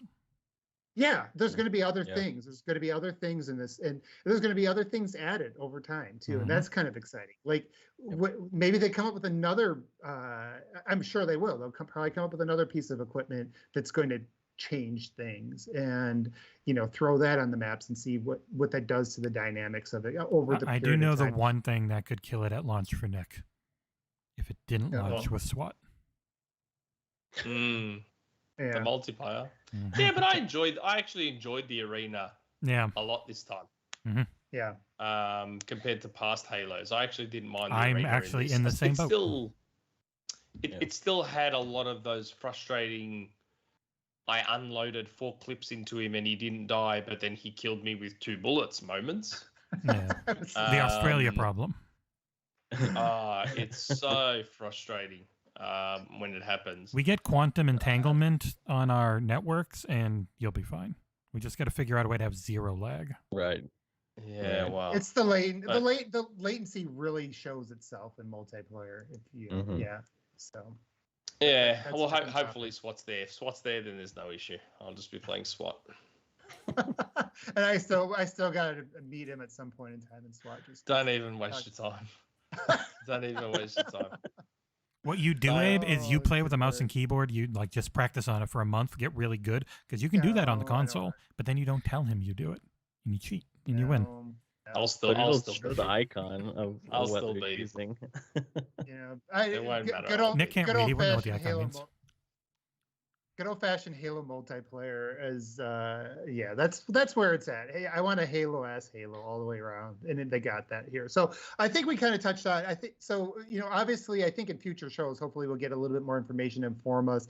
I am curious about the upgrades. Again, I'm having some faith that they know how to balance that stuff. When I saw equipment upgrades, I'm like, oh, like, how does that change things? I mean, like, I guess it could really work. Maybe what we'll find is people have in the different playthroughs are finding different ways through through these situations by how they approach what they're going to upgrade and how they approach situations. So that could be good, but we'll have to wait and see how it's implemented. But there's still a lot of unanswered questions, so we'll have to wait for more of that. With the rumors today, and I have no inside info, so I feel free to say it, that there could be a preview event coming up, because there was a couple things that hit the Steam database today. One was review and one was preview, and people are guessing the review is probably Forza and the preview is probably Halo. So we didn't get to do the Forza it would make preview. Sense. Yeah. But I definitely Unisheck, yeah. I would say, I think Unisheck specifically mentioned that we'll be seeing more campaign leading up to launch. Yep. So yeah. All right, cool. So I got that. By the way, we didn't touch on the sound, guys. Did you guys get a chance to put on some surround sound? Incredible. Blow it up. When he blows up that, when the wasp blows up the banshee, that sound effect is one of, like, in my headphones, it was just one of the best I've ever heard. Yeah, it almost chills, man. It was like when the music going, and then like the hearing the stuff in the valley kind of popping around. When they have Atmos for that. Ooh, boy. But sound's never been a problem though for 343. This is still a step up though. That's the crazy thing. Like comparing it to 4 and 5, 4 sounds great, 5 sounds great. This just, it sounded so real in a way that they hadn't hit, and it's because they really did. Like they put Instagram videos up where they were going through. Daniel's raising his hand. Daniel, Sound man, go. You remember how I was telling you guys, like during the tech preview, I was using my BNOs and I was just walking around in the big team battle map. Yeah, like I just got new speakers and I put that on. I think I sent you pictures, but I'll have to show you guys. But I put that on my 4K and on surround. Holy shit. I'm excited. Whoever is their mix team is incredible, top notch. It's so good. I will say this: like as a sound guy, I think one of the best teams for audio, but across the board has always been DICE. The Battlefield games on a proper surround sound set and proper headphones, it sounds incredible. I think this is the first time since Halo 4 that I feel like 343 has really potentially exceeded what DICE has even done, because I've been playing a lot of Battlefield 5 lately, and then playing that trailer on there was night. It was mind blowing. It's I can't wait to be able to hear uncompressed and actually getting proper sound channel assignment. It's incredible. I think they did. Even as a guy who's not a sound guy, I'm not an aficionado. You have ears though. I do have ears. Yeah, I do, and I did buy surround sound stuff. Yeah, it's really I put it on the surround sound. I actually set up a new surround sound just recently, and just turn that thing up, and it makes you feel like you're in that valley. And it was like it's funny you called that thing out. It was probably, besides that grapple jacking of the banshees, that was the other thing that that I remembered the most from the first time I saw it. That was crazy. So yeah, I'm excited to kind of. I'll just have to make sure the kids are, not trying to sleep and just turn that thing up. And when I'm playing the campaign, it makes a huge difference. So. All right, so you guys are story aficionados, Jesse and Daniel. I'm not. I mean, because me and Nick don't read. Nick's like, I don't read books. We stopped reading once the teachers stopped giving us tests. It's at cool. school. I still. I mean, I like from the originals. I like the story that was in the games. I did think it was getting. I thought it got very convoluted with. 4 and 5, and I know you guys might disagree, Jesse and Daniel, because 4 you guys didn't force you to watch the terminals. If it did, it's not convoluted, but they're so easy to miss, and if you miss any of them, then it's just like, what? I don't get it. Yeah, and then 5 just wasn't good. I would argue that 3 was even more convoluted than 4 if you paid attention to the terminals, because they didn't tell you. If you didn't read the books, you had no idea what they're talking about. Yeah, the 3 terminals were. Jesus. Yeah, so the thing, and when 5 was done, I remember thinking back after I played 5 and like just thinking about what just happened. I thought they destroyed it. I honestly was so down on that. I was like, I have to say this every show too. I played over 2,000 hours of Halo 5's multiplayer. So I love that multiplayer. Don't let me, bro. When it came to the campaign, like I was so down about where the story had gone that I'm like, I'm just not playing Halo for story ever again. And because I could not see how they could fix the mess. You have noticed what they've talked about in this year at A3? The verse line is the AI Cortana has been deleted, and then in the background of one of these is a dead Guardian. Yeah. So that's what I was going to go to, and I was going to turn it over to you guys in a minute, but I feel like we don't know a lot about everything with the story if you haven't been trying to, fish for information out there. But there's been 2 books. You read them? No, of course not. I did, however, play. I started the Halo Wars 2 campaign this week. It's a good game. And the in expansion, the first, in the first few scenes, like they set up the banish, and already it was like, okay, the story's back. Awesome. This is like, I recommend everybody who's like listening to this, even if you don't play RTSs, I'm gonna link it. I'm gonna link the video I made.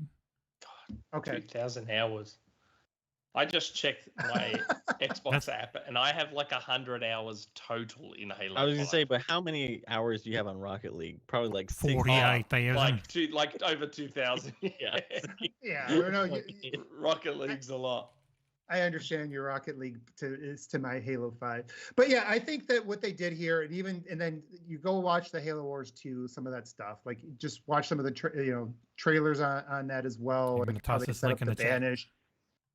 And then go ahead and looking at this, I feel like they did a good job. I don't know if retcon's the right word. It's like they've rebooted it in a way that now adds the mystery. It kind of, a lot of the junk there almost doesn't matter, and I'm kind of excited about the story again. And I didn't think that was going to be possible a few years back, but I'm actually really excited about where it's going to go. But I want Jesse and Daniel, I want to kind of let you guys lead this part, because was there any things that kind of stood out to you from that trailer that gets you want to tie into what you know? Go ahead, Daniel. Yeah, I mean, we had talked about, I think Jesse and I and Ursel had talked about a few podcasts back about how we don't think the Harbinger is Cortana. Obviously, we were correct on that point, because they're clearly setting up the Banished as this be all end all badass force, and I think, like you said, they didn't really retcon things. I think they did there's only a couple ways they could have gone after the end of 5 with Cortana and with the Guardians and the whole like AI, Nazi patrol and all that kind of stuff. A nice old time jump. So I think they did a pretty good job of clearly setting up that Cortana isn't the big bad, because obviously that did not sit well with most people. And in the beginning of this trailer, Jen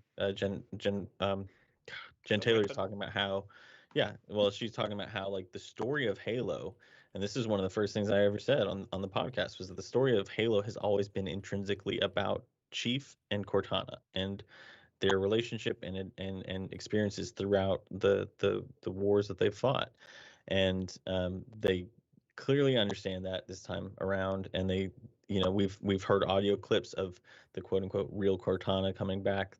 The weapon, presents that question of what did Cortana do that was so wrong, and I think they're leading some pretty good questions, because Chief has always been that fine line between following, the company line and doing what he and Cortana feel right. Mhm. So I think this is setting up some pretty cool situations. I think, ultimately we're probably going to get the weapons going to be taken over by our Cortana, and we'll see what happens there. But I think seeing the Harbinger on screen for the first time and seeing how, I mean, she just kicks Chief's ass, and the fact that she is not a forerunner, that was the other potential thought that most of us had too, was that she was kind of like the librarian or the didact, that she had come out of stasis and is now coming. But if you look at the number of fingers, and if you look at all these other things, like, that's clearly not what is happening. So she might be a precursor. So there's just so many cool implications for what her character is, and how her arrival and her alignment with the Banished, what that means for the story going forward, because it's Mhm. no longer just this AI, Guardian led police force policing the galaxy. Now we've actually got somebody, because I mean, really, like, the motivations for Cortana to do that, you could kind of see where they got there, but it just didn't really mesh well with the mythos of Halo. And I think this definitely does a better job of fitting in. Jesse, what Yeah. do you think? Yeah, I mean, it really is that soft reset. We kind of put ourselves in a corner when we quickly rewrote Halo 5's story and tried to get it out in a year. We had to quickly make them just unbelievably powerful. These Guardians can completely destroy all technology on a planet. How can you deal with that? So you come up with, you go back to Zeta Halo, which was a big thing in the Forerunner trilogy books. It's where they ended. It's where it got blown up. And it's why it's in such rough shape. So there's a ton to pull from there. There is Flood on there. I don't think we'll see them, at least not right away. That's where the last precursor was. Like, there is so much to pull from there that you can continue the story you had without continuing the story you had. You are essentially finishing it to start, as you then begin a new thing that has been built up really well in the second book more than the first. There's been two, and there's actually a third book coming out next April. I don't think any of them are going to be necessary. They add a little flavor, but already what I've seen. The first one's definitely not. Yeah, the first one is essentially how they got the weapon. Like, what is the weapon? Yeah. It's a MacGuffin in that book. Even you don't even really ever see it. But I think you pretty much know it's a clone of Cortana. Yeah, they find 3 cryo bins in Castle Base from Reach. It's just some basic stuff. It's nothing huge. It's kind of shittily written. The guy loves making characters he's going to kill in a second. Thankfully, his second one, they just put out Divine Wind, way better. But the setup for this story and where I see it going is far more promising than if they had been a direct continuation of Halo 5. Yeah. Nick, any thoughts? Halo 5 story, correct me if I'm wrong, because, man, I was tuned out for most of it, and I'm a serial cutscene skipper. Skip. Halo 5's... Was Halo 5 just the didact, or was there another? That was 4. Didact died in a comic book before 5. So who was the bad guy? It was the Warden Eternal. The Warden Eternal is... Cortana's the main bad person. And the Warden is trying to protect her from you because he thinks that she's too nice to you.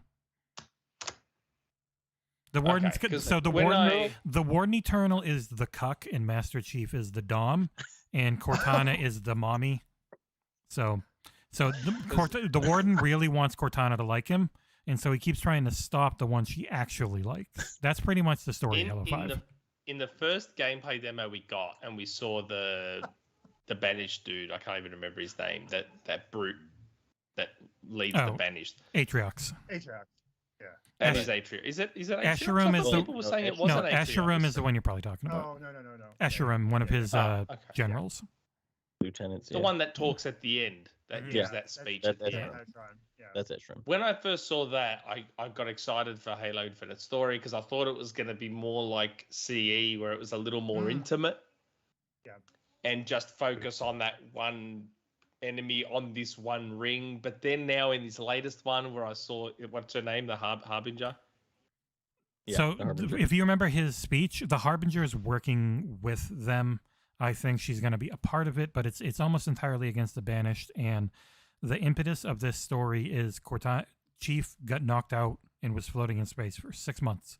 And he's trying to figure out just what happened, what the mystery is, what the hell happened to Cortana, why is the weapon telling me she's deleted, what went on there, how can I rally, because they lost, like he lost, the UNSC lost, the Banished are, what's their goal on the ring, like that's really the focus. It's more of an intimate Chief trying to find out what happened to Cortana, where is she actually deleted, while stopping the Banished. And I think the Harbinger will be a part of it, but with how much they've built up the Banished, I think she won't be the main. Like, I don't think it's going to be 3-faction, whatever the Harbinger is, the Banished and the UNSC. I do think it's going to be Harbinger is always working with the Banished for this. Right, it's United Front. Yeah, it's not going to be split, and then it gets overly complicated. I think Nick. I mean, that again. I feel like we're on the same page with some of these things. I want a more personal story. I think we're gonna get a little bit of both, though. I think because even with CE, there was a lot of mystery they set up with that, right? Because I remember all the speculation going into Halo 2 about this and that, and all the little seeds they planted and things we kind of wanted to see come to fruition. I think they can do the same thing here. We'll have to see if they execute, but at least like what they built right now, I think they have the right aspects to build off of. It won't be the same as CE because they actually are planning things and have answers this time. CE, a lot of it was a foundation. Yeah, like CE, it was building on the fly. Microsoft doing all this work in the background to give it lore, and then Bungie saying we don't want your lore and ignoring it in the games. Which then we see how it turned out with Destiny. Yeah.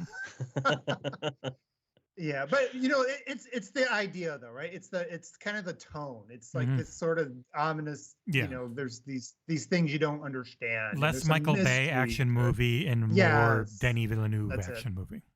Yeah, and I do expect that they'll have some hooks. They'll have some people they'll introduce, probably some things they'll introduce that will have to be continued in some other thing. As long as they have a contained personal story that has a beginning, middle, and end here. I definitely think that's the Cortana part of it. Yeah. So hopefully that we get. Hopefully they execute there. It's an hour and a half. Did we want to go to questions? Yeah, let's go to questions, guys. We better do that. Like we got to. Abe's like, it's past my bedtime. No, it's past it's almost my pee time. So let's hurry up. All right. We're going kind of long. Oh shit! What did I click? God damn it! Let me scroll back down. You want me to start here? I see Tavish. Tavish gave us a bunch of them. The hell? Why threw me so far up? Yeah, you can start reading. I'll just show it for people who are watching. Okay. All right. Tavish Hill says, my questions would be, we're all hyped about what we saw on Monday, but for the sake of discussion, if you had to pick, what are 3 things you'd like to see 343 improve upon based on what we've seen of the campaign post-launch? In essence of time, maybe we all just pick 1 and then we come to 3 altogether or 4. So based on what they showed, what are things you want to see them to improve upon? Nick, graphics. Well, what else? There's not much else in there. The gameplay looked great. Yeah. I don't know. I don't think there's anything else really. There was that pop-in we saw. Again, that was disgusting. Yeah, again, only based on what we saw. I don't know how much better everything else can be. It's funny. I forgot to mention this earlier. It was kind of funny how when he did the weapon drop, and the ship just dropped straight to the ground. It didn't hover around. I was expecting it to just sort of. He could have gone 5 feet just down, above the ground and hover, and it just went clunk. Oh, and just hit the ground. Alex from Digital Foundry would point out that the sparks that hit after that thing drops were a lower frame rate than the rest of the game, so it looked off. So He the tweeted about particle it. effects are running at 30, are they? Mm. Oh yeah. There's that part. That some of the animations are 30, aren't they? With the Are they? Like further out. There yeah, were I'm a few sure. ones, yeah. Yeah, but it's not There's going Oh, to be so like Halo 15 5, they've frames. implemented the Halo 5 Yeah, not the trick. full-on Well, people going that bad from 10 feet away, but yeah. Yeah. Okay. So there's some stuff there. Yeah, for me, it's just so I'll throw out something, and it's because I don't think this is going to be in this game. We know Halo's not The Witcher. It's not going to be The Witcher. But one of the things that I thought they really innovated on with The Witcher 3 was how they made some of the side missions feel like main missions. Yes. I hope going forward. I don't expect it this time. From what they show, I feel like they would have kind of touted that if that was a possibility. I hope in the future, as 343 gets more comfortable with this open world things, that they can get more organic with how the side stuff you encounter it and why you want to engage in it. Like maybe you want to engage it for a side story that ties to the universe. I think that's a real opportunity too. It's not, to me, that doesn't feel like you're pigeonholing anything, because Halo is such an expansive universe with a lot of stories you can tell that maybe aren't pertinent to that golden path. But for people that are really invested in the lore, that I think you could really take advantage of that. And so I think looking at what they have right now, they don't have that. But I hope that something that is in future content drops, we start to see them implement more. Rather than chasing the icon, engage in this side story, maybe this character that could eventually, maybe some characters that might eventually become, bigger characters in the future, things like that. So that's my thought. Any other ones? No. I mean, that's pretty much what I was going to say. Like, give it. I mean, Witcher 3 was a perfect example, because that's one of the few open world games where every side mission, every side quest feels like it matters, and partly not necessarily because you get a new shiny at the end of it, but because of the fact that the characters and the writing and the impact that it has on you as a person, Matt, like it was so well done. And I think kind of to my Valhalla analog earlier, like as long as they can do something to shake it up so that it's Not a radiant quest. Yeah, not a radiant. I get my love wooden leg and in Horizons 0 Dawn. Yeah. Oh God. I'm gonna stand here. Go fetch my leg, or somebody stole my toy. Go get that back from the back. It's like, oh, come on, whatever. Exactly. None of that crap. Yeah. No more never-ending fetch quests. And the thing is, with Witcher, you kind of had some of those, but they were so well made that you didn't really notice until afterwards, and you're thinking back on it. And so, like, having those kinds of missions where it's impactful and it's well written, and it's not so obviously hidden behind this thin veneer of a fetch quest, right? I mean, that's ultimately what's going to make or break those side missions in this game. So, part 2. Jesse, did you say one? Did you say one already? I forget. Nope. Go to part 2. We gotta be fast. If the game is one-shot cinematography, that means MC must be in every scene, including the one with Cortana surveying a holographic spire structure. You guys think we might encounter a more friendly Cortana this time around, as she doesn't appear hostile in that snippet? Story guys, what do you think? Okay. I can't answer. Yeah. Oh. Yeah. Shut up, Jesse. I wasn't gonna answer. I mean, I don't know. I hope so. I think bad Cortana was just a little bit, I don't know. What's the word? Yeah, bad.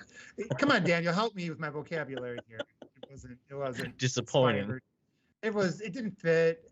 By the way, I do like that. We didn't mention that, but from a story tone standpoint, I like that they've gone back to making Master Chief kind of like this comic book good guy, again. Yeah. Not this complex, is he man or machine? And he's like, whatever. That doesn't fit. I like they're keeping it simple. He's a good guy, and he's going to have to save the galaxy. So the tone is good. I don't know about Cortana, though. Hopefully that evil thing they figure out how to retcon that somehow. Any thoughts, I mean, Nick? I'm not a story guy. Okay, Daniel. I was gonna say they pretty much already set it up, like with the end of Halo 4, with her entering the domain. Like they kind of already set up how they're going to bring back quote unquote good Cortana, right? I mean, it's I don't think it's really they don't really. Hopefully, they've realized that because they don't really have to do too much to make that work. Yeah. Okay. So, I will question not number react. 3. Question 3. Could this be the first Halo game where you can play after beating the main campaign, or have a new game plus option? Ooh, that's a really good. I never thought of that one. I have no What'd you guys idea. With the upgrade system, it would be possible, I think, for New Game Plus. I don't know. Maybe it would be we'll stop you at the end point and you can backtrack and go through stuff type of keep playing the campaign. Like you beat it and then the world state doesn't go back to just, oh, you did beat it and you can still go around maybe to be the final boss is still just over there like Cyberpunk was. Like right before you go in the final area, you can go anywhere in the world and go back and get everything. I wouldn't mind that. Yeah, ODST had a similar system where you could beat the game, obviously, but the state of the hub world, if you went back to just, when you picked your missions and you go back to just, I can't remember what it was called, but just the hub world, if you got all the unlocks, like you had free roam with all your new equipment and all that kind of jazz. So, I don't. This is obviously going to be a little bit different, I would assume, but yeah, it's definitely going to be the first that is clearly set up for post campaign play. I know Nick's answer. He doesn't care. He just wants to beat it once in about 12, 15 hours and be done. He wants it to be 8 hours or shorter. That's what Nick wants. One and done. I'll play it. I'll end up playing it twice, like I do most Halos, because you play it on normal and then you play it on legendary. Yeah. But yeah, with 5 that wasn't very fun. 5 legendary is built around having 4 people. You have 4 people, it's fantastic. You don't, or if you have 4 people and one of them's Mike, it's terrible. But if you've got 4 decent players, it's great. But yeah, solo it was rough. So you're saying, Nick, you didn't like playing all those infinite warden battles, all like 83 warden fights that we had to do. Yeah, no, you can on legendary, you can kill the warden in 2 seconds. You get a splinter grenade, you hit him with 2 splinter grenades, he's dead. But the thing is, it's not even so much always the warden himself. It's all the minions around him, especially in legendary, because they take you out in 2 seconds. It's them more so than the warden.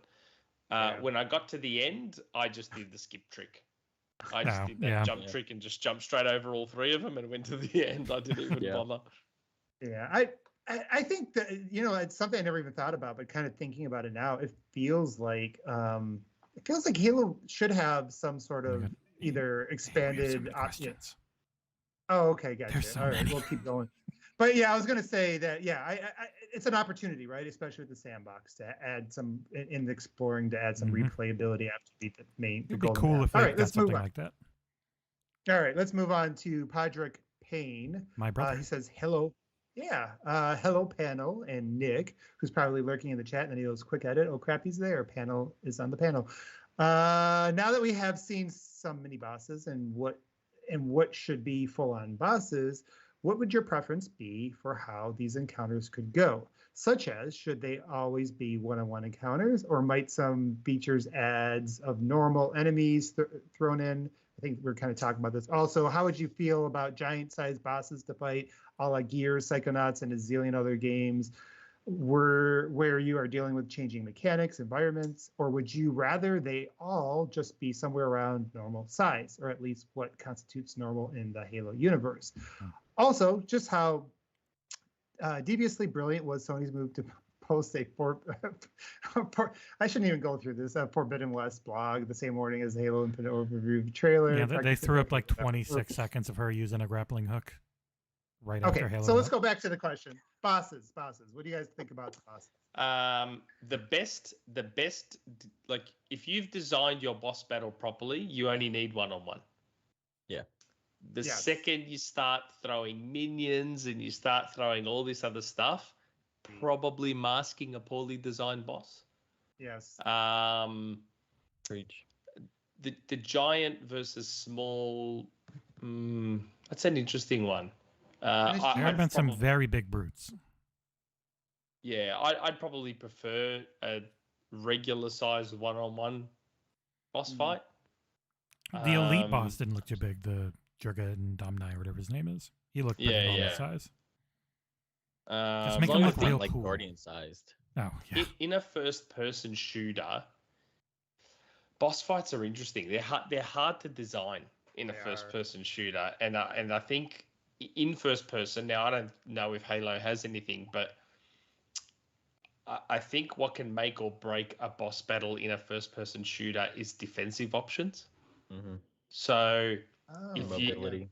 So, I suspect that you will want to have the repulsor on you for your boss battles in Halo. Might want all your stuff. I don't know. Maybe I haven't looked into it enough. But how many can you carry? Can you? It looks well. You've got the upgrades for 4, which are drop wall, sensor, grapple shot, and thrust. Right. Thrust. So it seems like you always have those 4. And I don't know about the other ones because the way I remember it, you press like right on the D-pad and then you press either up, left, down, or right depending on which ability you want, and you can change that in the options. I think that's how it was set up. Yeah. Okay. Because the defensive options will make it or break it. If you have good defensive options, then you can have brilliant. Yeah, like being thrust and grapple to get away, and you can move. Or the repulsor to literally block an attack. Right. Yeah. Yeah. Well, and that's why like a Dark Souls game, their bosses are so good, right? Because you always have, or the Miyazaki games, is because you always have those good defensive mechanisms. That's a really good point, Nick. And the thing is, when we think about like Halo, for all the great gameplay stuff we just talked about, their bosses have sucked. To be honest, in my opinion, remember Halo 2, like the Prophet. Oh my God, play that on Legendary. Yeah. I just did it on Legendary a few weeks back.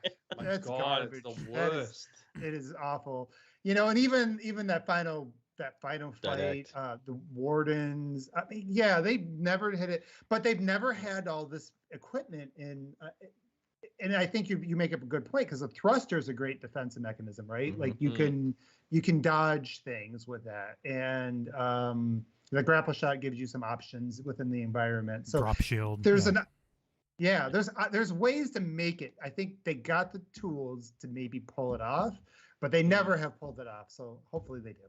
And I wonder how many of them, because they're called the Spartan Killers, and one of them, Tremonius, had the name, the Jurgen Domnai had the name, but then there was like another one that dropped out that had all the armor, but he didn't have a name. So I do wonder if there'll be like levels of it where they're just like a big ass. They're really hard when you fight them, but then there are like select bespoke, well-made encounters that are the named people that you see.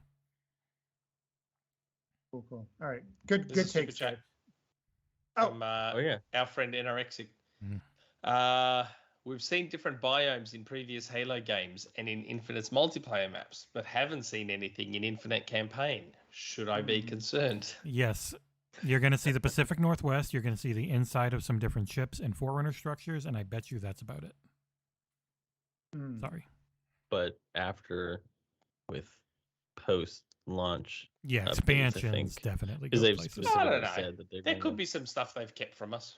Yeah. I've been saying that from the get-go. Like, they mentioned biomes, plural, so many times in their blogs that I'm not and they've got them in multiplayer. And they've also mentioned that they're going to see additional areas. So I don't think it's... I think there'll be stuff. I don't think it's a source of concern. Let's see. I mean, maybe. It'll be fine.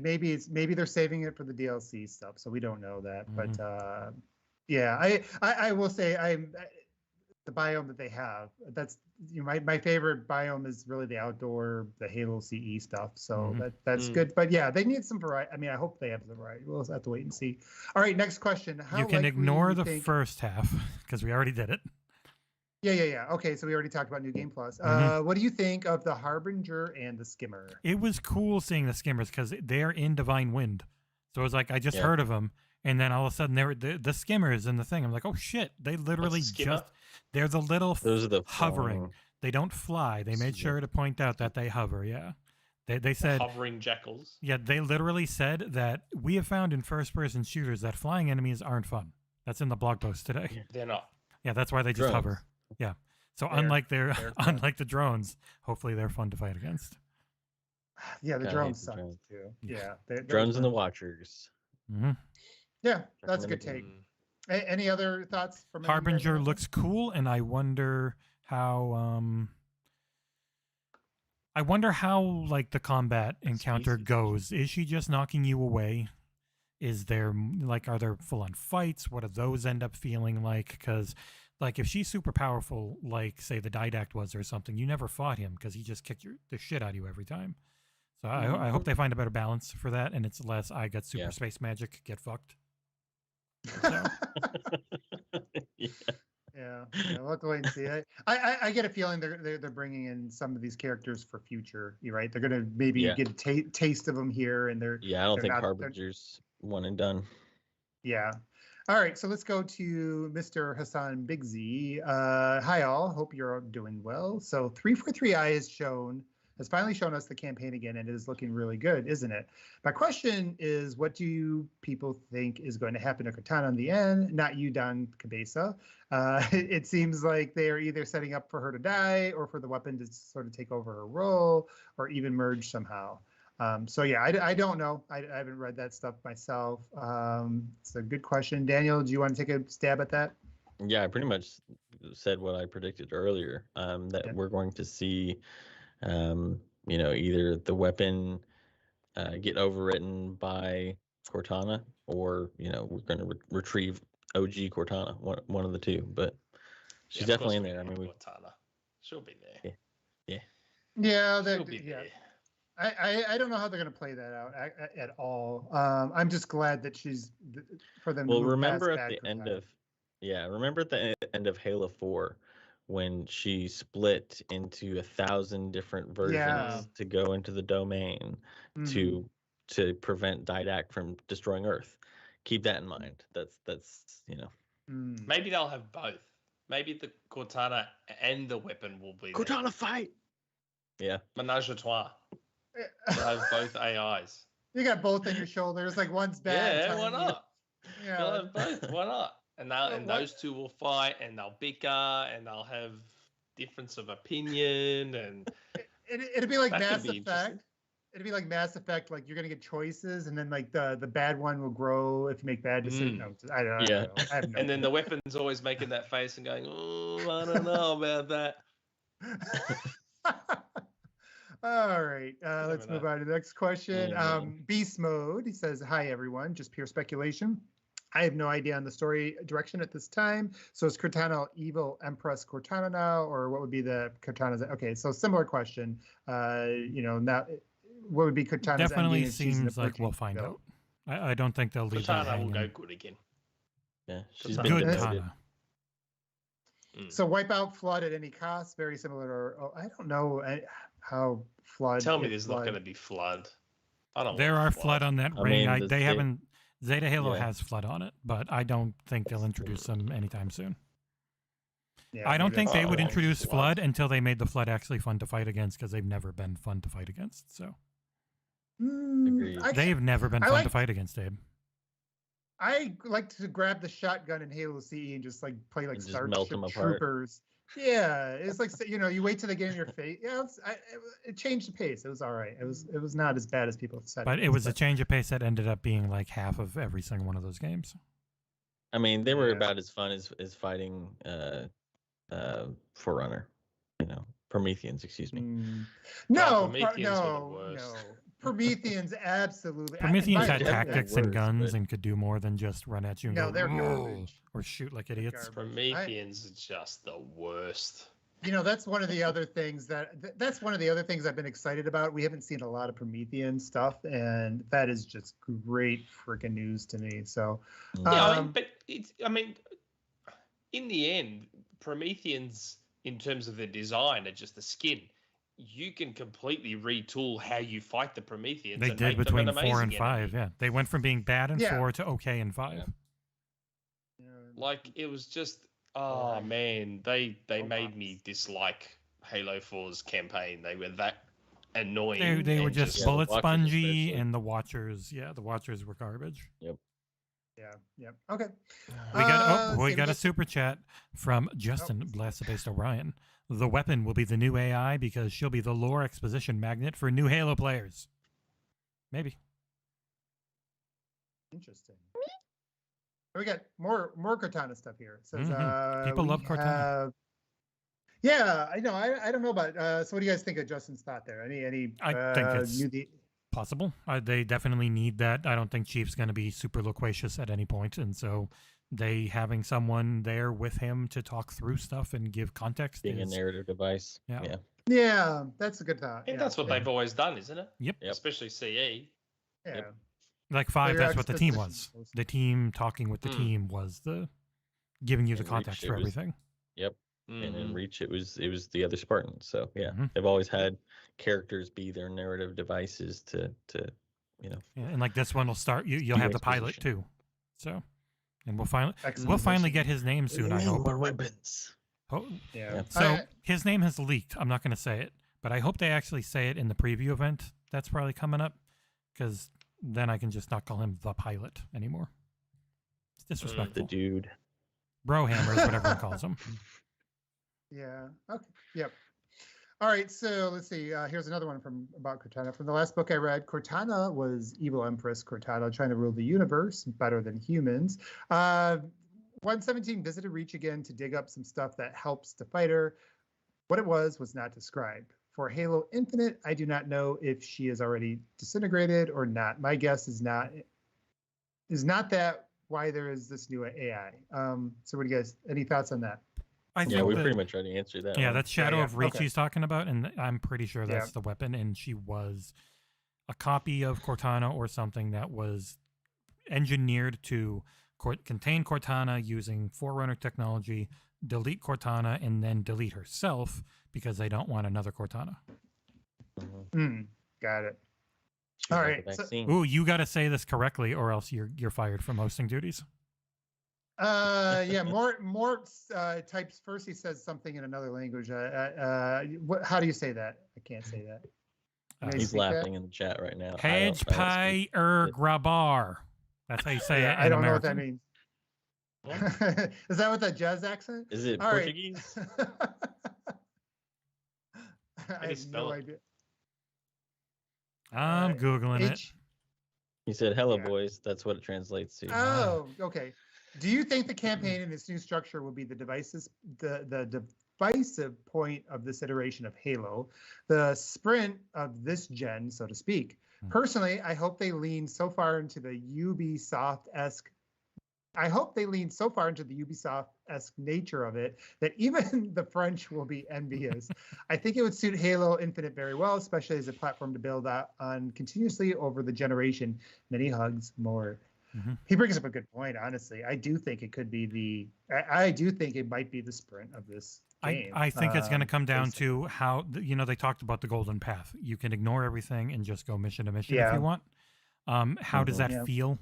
Because obviously you want to get those upgrades, you're going to have to do side stuff, because that's like, you can see the Spartan cores are around the map. So is it going to guide you to get enough so you feel fine? I mean, I personally would like it to be a good incentive for me to go around the map.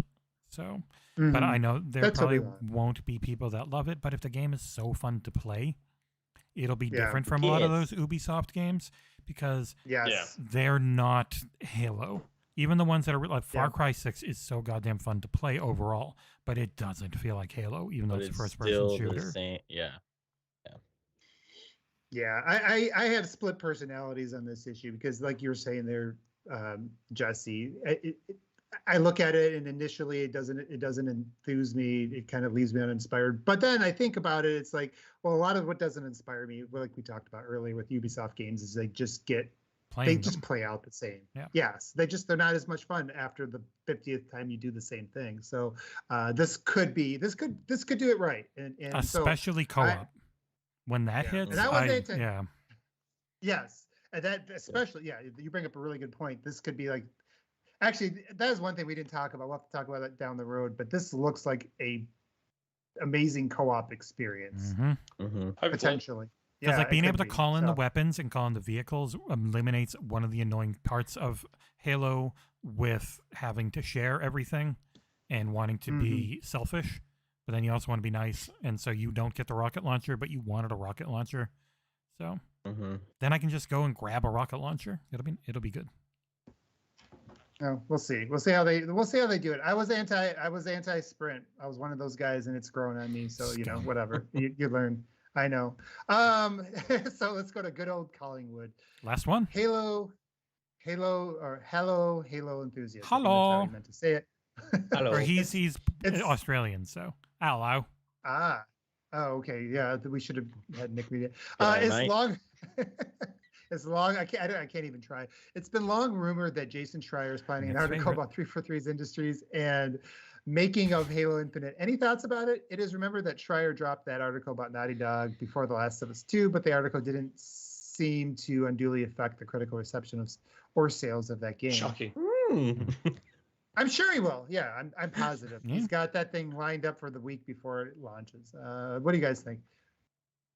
Oh, I'm sure it's going to I'm be perfect. Sure, it's sitting in WordPress, ready to press go live or whatever. Just waiting for that special moment. And it doesn't even have to be bad. Perfectly objective. It doesn't have to be something that even most people would look at and think is objectively bad. It can just be kind of bad enough, or this really was a slog to get through. Just you get one person who didn't have a good time working on it, and they'll be able to craft something that will See what you did there. fuel the Well, I mean, look at what happened with that X343 dude that tweeted. Yeah, the singular developer who after the fact said, no, it wasn't that 343 was crunching me. It was working from home and taking care of children, and how that morphed my idea of the separation of work and home. And then, of course, that individual that we're talking about refused to recant, said, complaint, but whatever.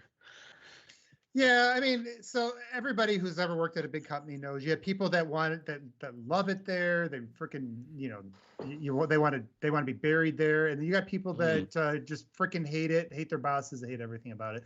I'm guessing the same thing happens at 343. They have changed creative leads a few times, and that's always going to create issues. So we know there's been challenges. I don't even think there's a point in denying that there's been some challenges, but hopefully this ends up being a redemption story and ends up being a good ending, and they can learn from the mistakes they made. That's the key, right? So will it I'm sure it'll be a news article. I'm sure it'll be in every Pegasus Nation Spaces chat for contract. a week. Yeah, I mean, it's part of the contract to talk about it as soon as it releases. There'll be YouTube thumbnails that are like someone going 343 worse than Hitler. and we'll all move on and play Halo and forget about it a few weeks later. So, okay, I think that's everything, you guys. Does anybody have anything else I missed? No, as far as this goes, we are doing an Extra Life charity. I'll link it in the chat. I'm doing it next Saturday, and I know Dan and Abe have both offered up if they have the time. They might join me, and we'll do some Halo co-op for all you Halo fans. We want to try and play through everything before Infinite hits together as a group. Real life will probably get in the way a bit, but we will do our darndest to bring you wonderful stream. That's going to be over at twitch.tv/the XboxEra, which is where we stream when we're doing gaming. Awesome stuff. All right. Any other announcements we want to bring up to everybody before we sign off? No, we have a Patreon. It's actually going really well. Patreon.com/XboxEra. If you can do the $1 tier, that gets you into the Patreon lounge, where for now you can ask questions, and they'll most likely get asked on the podcast. As that grows and grows, we'll probably have to start being more selective about it, because otherwise it'll be a 5 or 6 hour long show. But yeah, so patreon.com/XboxEra is the best way to support us. If you like what we do, more tasks. Does Nick have a rumor mill for the weekend? I don't. I asked if I did, and I don't yet. But we have Maximilian on the show, so we can talk about Killer Instinct. Very nice. Hopefully, he may be running a touch late, maybe, because he's going to be on his way home from somewhere trying to get back in time. But he's on the show. I said, "Can I tweet out that you're on?" And he said yes. So awesome. It'll be a very Killer Instinct focused episode. John will be a third wheel yet again. Very much so. Which is why I tried to get Chris on, because he loves Killer Instinct. So, but I love AI, man. Time wise, it doesn't work out for him. So, yeah, it'll just be Max and I talking a lot about Killer Instinct, and John just sit there twiddling his thumbs. And you can both wistfully hope about Marvel vs. Capcom 2 getting on PC. That'd be nice. Yeah. God, I want to play that game. Hopefully. I played that one so much. I mean, well, the rumor is that... Oh, we won't talk about that now. This is a Halo podcast. Yeah. Save all Master your Chief rumors and for Killer the show. Instinct? Oh, wow. Just like Nicole in Dead or Alive, wasn't it? Was her name Nicole? Spartan 458 or something like that? Shit. I don't remember. I have, yeah. Someone will yell it in chat in a second. Yeah, you had to beat all the campaigns for all the characters to unlock her. Yes, Beast Mode. I am using that Killer Instinct intro for the episode. I got that made specifically for that episode. And last thing, I do want to thank everybody who's been in the chat, been chatting with us. It's a lot more fun when you guys are here. I didn't have to block a single person. Please come back. It is a lot of fun. Talk to you guys. We're so close to 10,000.